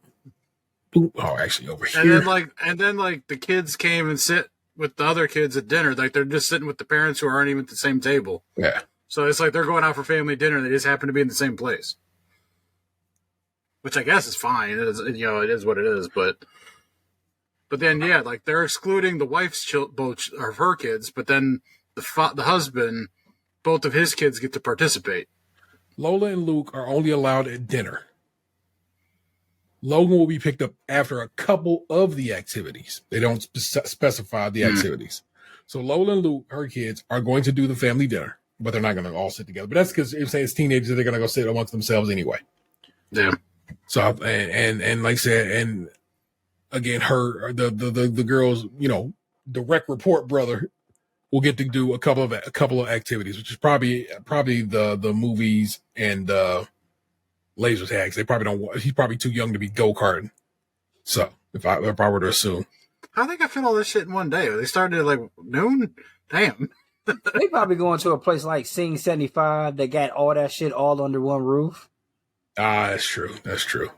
Yeah, you go get dinner at one spot and then go to the other spot that has all the other occasions and so forth. I mean, like when you go to those places, like it's not like it's like strictly enforced, but like if they're a certain age or a certain size, they can't do everything anyway. Yeah, but also, like I said, you've been told directly by the man who's paying for this event, hey man, this just I'm cool with this. This is the vibes. And instead of I know she in her mind she's like, he wouldn't talk to me no more about it, so I had to fucking go over his head to who? Because actually you went under because he is the head, he is the Voltron of this shit. You went to a subordinate to blow the spot up. I hate it. I hate that people think that's the mindset you have, because that's not going to fix the problem. And in fact, you got a brand new problem now because you've ruined her surprise. So she probably like, damn, you really kind of faded me on that. And then you ruined the surprise that her father had, worked, what I'm saying, with people to two plot and scheme. And I don't know. Let's read some of the comments. We'll see what the fucking comments had to say. One of the clearest you're the asshole decisions on this website. Truly heinous and unfixable. You went behind your husband's back to destroy something for his seriously ill teenager, all because your elementary school age kids weren't included. This would have made me reconsider our entire relationship. They always want you to break up on Reddit. You can't trust that. Let's scroll a little bit. So you decided that your 16-year-old stepdaughter, who by your own admission has been extremely sick in the hospital this year, can't enjoy a party meant to celebrate her health and return to some normalcy with her friends because her younger step-siblings aren't involved in every part of the party. You're the asshole. Apologize to your husband for ruining the moment that he wanted to have with his daughter and get over yourself. Then go apologize to Elise. Go to the party, be happy for her, and let her enjoy not being in the hospital and spending time with her friends. Sheesh. Not everything's about you or your kids. I'm trying to find you an asshole box where they be like, nah, you ain't, you good. You good. I'm trying to find you you good. But I don't necessarily think the woman's I know, but not an asshole. I understand that like she's trying to like look out for her kids, but I also see the other side, having been an older child, having like younger kids tagging along on shit that I wanted to do for myself. Yeah. I was just trying to present both sides. That's all. Oh my God, you're such an asshole for this. You got pissy because you don't like your husband putting his daughters first. So you decided to ruin the huge surprise that he and her friends had planned. Did you remember them? The kids that planned out the whole surprise that you ruined? Not only are you a massive, horrible, selfish asshole, but you're going to be positively legendary at their school and in your neighborhood. I guarantee you that their friends and parents and all their other moms at the school events will know that you ruined this child's surprise. You're the asshole, and you deserve every negative response you get, especially from your husband. I hope all the bad things happen to you and only you.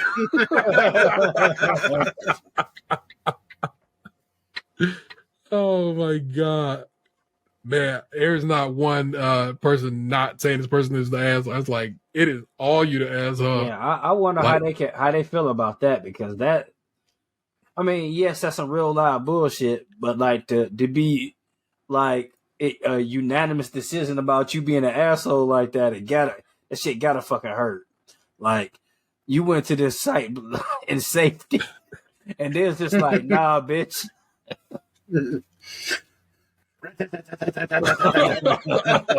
Like, it is not. Oh, this one, extreme. You're the asshole. OP, do you actually like Elite? Like, at all? How can you be so unabashedly shameless and thoughtless as to spoil the surprise just because hubby wasn't going to force the kids into what was obviously meant to be a reunion between Elise and her friends? That even was not about celebrating Elise's recovery as a family. It was about celebrating Elise finally being able to leave the hospital and be a teenager again. Wow. Nope. Can't let Elise have this one night with just her friends. Have to shove the kids in there, and if that fails, then ruin the whole surprise. Didn't even cross your mind that she wanted to do something separate for you and your kids? Well, don't be surprised if A, Elise no longer wants anything to do with you or your kids. Same goes for her friends. B, word of it spreads and you become a social pariah. C, hubby serves you divorce papers on the grounds of being so needlessly heartless and cruel that you put evil stepmother from Cinderella to shame. The absolute least you can do is apologize for your heartlessness and make plans to be as far from them as possible during the party so they don't have to be reminded of your heartless, tactless, downright monstrous behavior. It's the first ether under that whole comment. And then, like, I could just imagine, like, you go back to work after a couple months, and you go through a divorce. You're going through your divorce, and then, like, your friend Sally at work's like, "What happened, Susan?" Okay, so my stepdaughter was sick for a long time, and while she was sick, I thought that my kids should have went to a party for her and her friends, because we've been to the hospital to see her several times, but her friends are only 13 and haven't really been going to a hospital and stuff. So, oh yeah, so I'm back in living in my mom's basement, and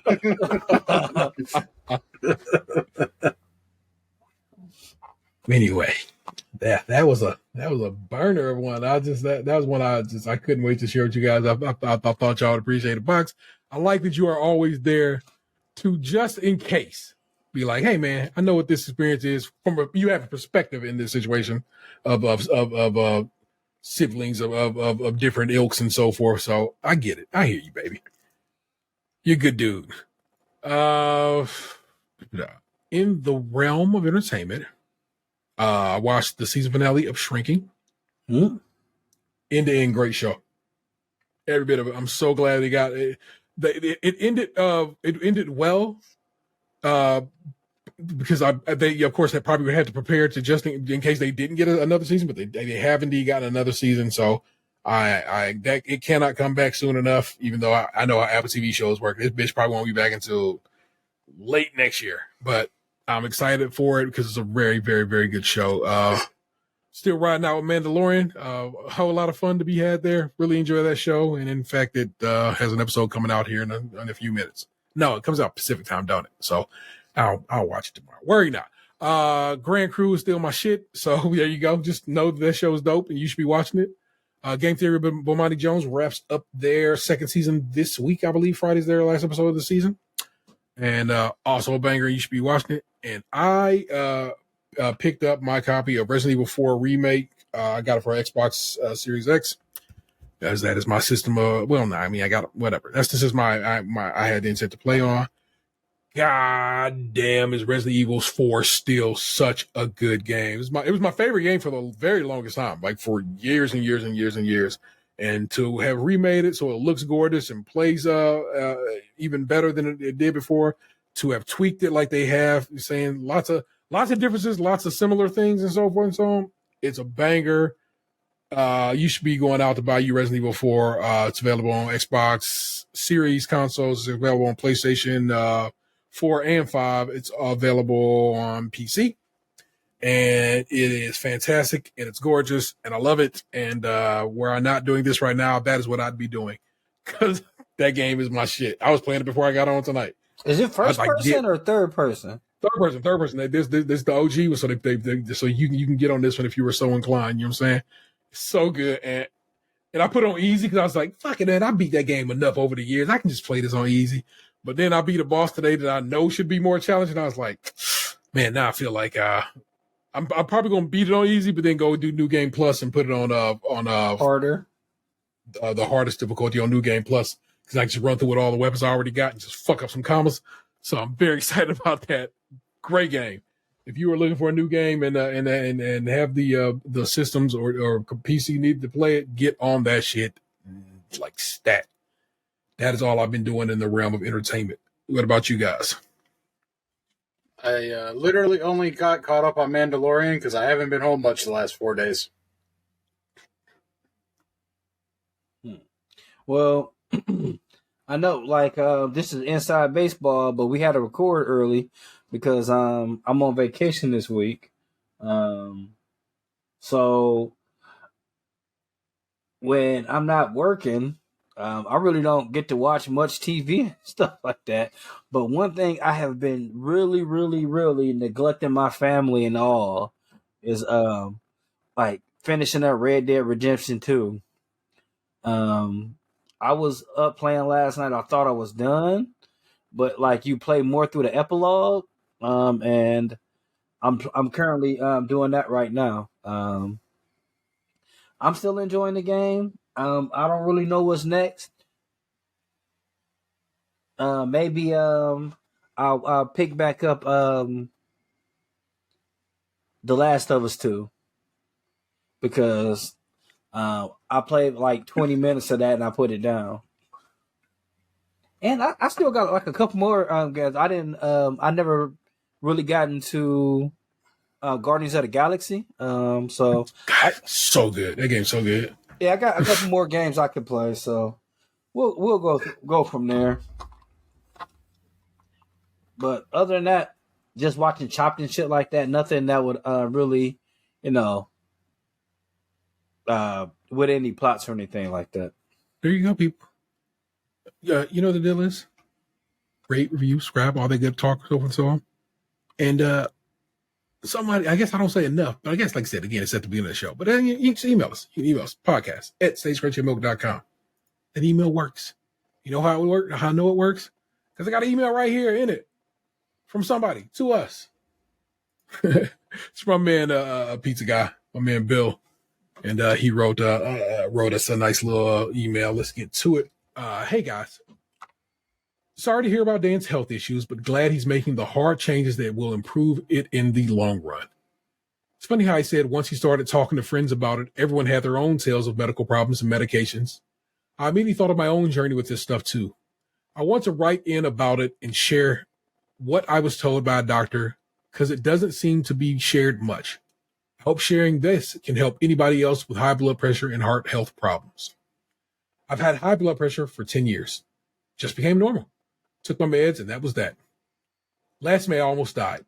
Found out I had an enlarged heart, and it was underperforming. Spent time in the hospital. One of the doctors explained in a way that nobody else had that sodium/salt is in almost everything we eat, and most people don't think about how much they're consuming and what effect it has on our hearts. It's in stuff we don't think about as salty with higher than you think amounts to. We have to look at everything we eat and figure out how much sodium per serving we're actually eating per day. Serving sizes can be misleading. Most people don't take 2 tablespoons of spaghetti sauce on a helping of spaghetti. He's limited me to 200 milligrams per day for the first month. Now I'm allowed 1,500 to 2,000 milligrams per day. It's mind-blowing when you realize how much sodium we consume. Having to look up restaurant nutrition facts to see how much is in everything before selecting can be daunting, but those amounts are crazy. I went through cardio rehab and I'm getting better. My blood pressure's come down. I've lost almost 60 pounds so far, and I lost 60 pounds so far and feel better overall. Yes, regular exercise and healthy eating helped, but really getting a grasp on how things say they are low sodium or that we think are healthy are still very high sodium when putting a meal together.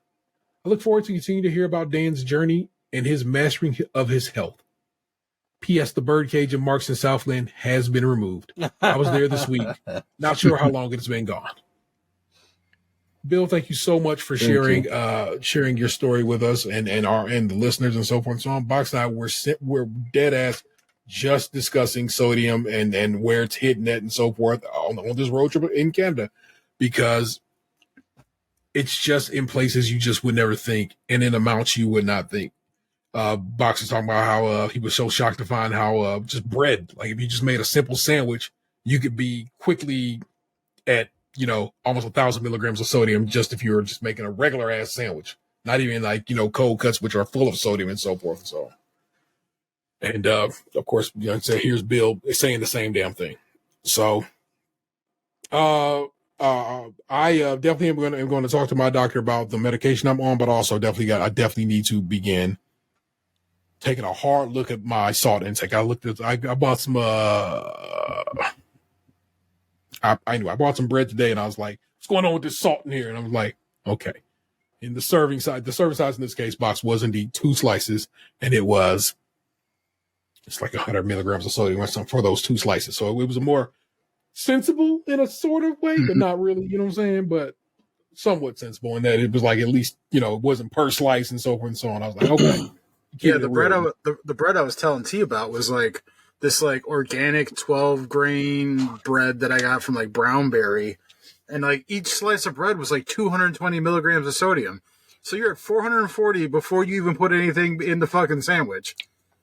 You can't put and for like someone like what Bill's talking about, or like what I was kind of shooting for, that's already like a third of your daily sodium intake on just 2 slices of bread. Yeah. It's wild the way things work. Like it was a documentary I was watching a while ago about salt, and like they were saying like you could just cut the salt out, and then like I think it was Cheerios that they made the person taste. It's like, we're going to give you, these are Cheerios without salt in them, and she's like, the lady started eating, and she couldn't even finish a Cheerio. She said it was so disgusting, like without salt, like salt and sugar and like hydrogenated fats and all that stuff. It's like it's in almost everything, and it fucks with us. And I don't know, it makes things difficult. Like Bill was saying, this it's daunting trying to be like, I'm hungry, but I'm trying to do better. But it leaves me still hungry. Yeah. That's why they push us towards eating like whole foods, like fruits and vegetables and stuff.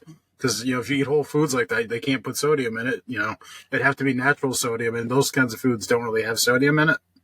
But it's the heavily processed foods that our society leans so heavy on, convenience foods and whatnot, that like, that's the stuff that, like, especially like if you go to like a fast food restaurant, it's not like they put the nutritional facts on the burger containers and shit like that, So it's like they'll tell you calories all day, but you got to dig deeper. That's one of the things that I've been finding, like when I follow these people on Instagram that are like quote unquote like weight loss coaches and shit. They talk about macros as far as like protein, carbs, fats, and calories are concerned, but they don't focus ever on anything below that. They don't talk about sodium. They don't talk about, bad ingredients in certain foods. It's always like, oh, well, if you just follow the macros, you can eat whatever you want.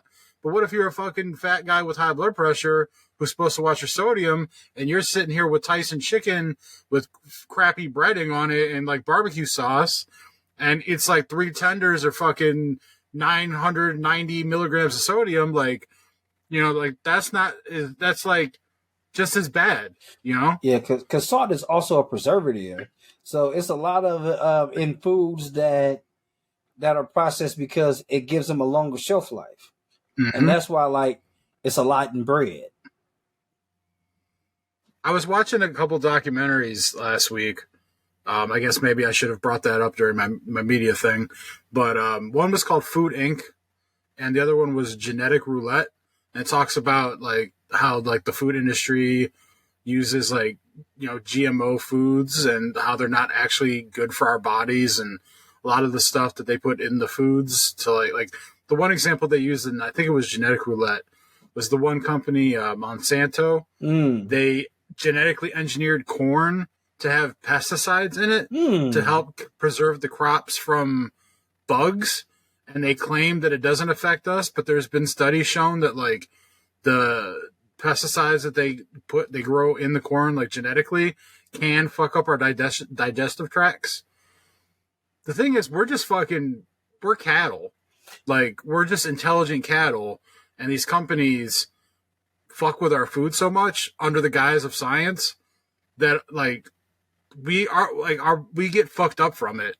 But, you know, because it's in fucking everything, you know, unless something catastrophic happens on a large scale, it's just people are just sad stories when they have problems, you know, gastrointestinal problems and stuff. Like, I ate a fucking protein bar last week and it fucked my stomach up all night. And then on the box, made with GMO, you know, food, bioengineered food, shit like that. It's like the thought of some of the stuff is probably true as far as like helping, but there are a lot of instances where they go like too far and create stuff that like does kind of fuck us up. But because, like I said, like there's so many people in the world, and you know we're just human cattle that like. So what if some of us die at 60 and some of us die at 75? There's plenty more of us coming down the pike, take our place. So what does it matter? Yeah, they get paid, and then there's more people to replace the people that die. Yeah, take care of yourself, people. That's just what it comes down to. Live as long and as healthy as you can, and be there and be present in the lives of those who you love and want to be a part of their lives and so forth and so on, man. Just do right by folk, man. Like I said, we've been talking about it more because, of course, we have opened up because you're saying boxes opened up, and therefore we all have opened up a little more about our own situation and so forth. And of course, because box is our research guy, it made me discover, maybe the medicine I'm taking is not good for me as a black man, because guess what? Sometimes some of these medicines are not specifically good for black people. I didn't even know it. Didn't even think anything about it. And it's something I'm going to talk to my doctor about when I visit with him next month. And so, or in May. When is that? I think it's May. And yeah, that's a big deal. Didn't even know it was a problem. And until, of course, like I said, my man who would be in these research streets discovered that it's an issue. So you make sure you are doing right by yourself and doing good for yourself. And thanks, Bill, again for writing in. And I'm glad you're on the mend and doing well and slimming down and doing all that much better. And thanks for continuing to be a listener and supporter. And that's dope, bruv. But there you go. Give us a call, 216-264-6311, 216-264-6311. We'd certainly love to hear from you. That over there is Anthony Animal Thug Tatum. Good night, or good evening, or good morning. As it were, whenever you hear this. That's Lunchbox 2099. Not the asshole. I am the Internet's Taylor 713. You have just been podcasting, and I know you loved it. We will catch you next time. Peace. What happened to your ass? It used to be beautiful.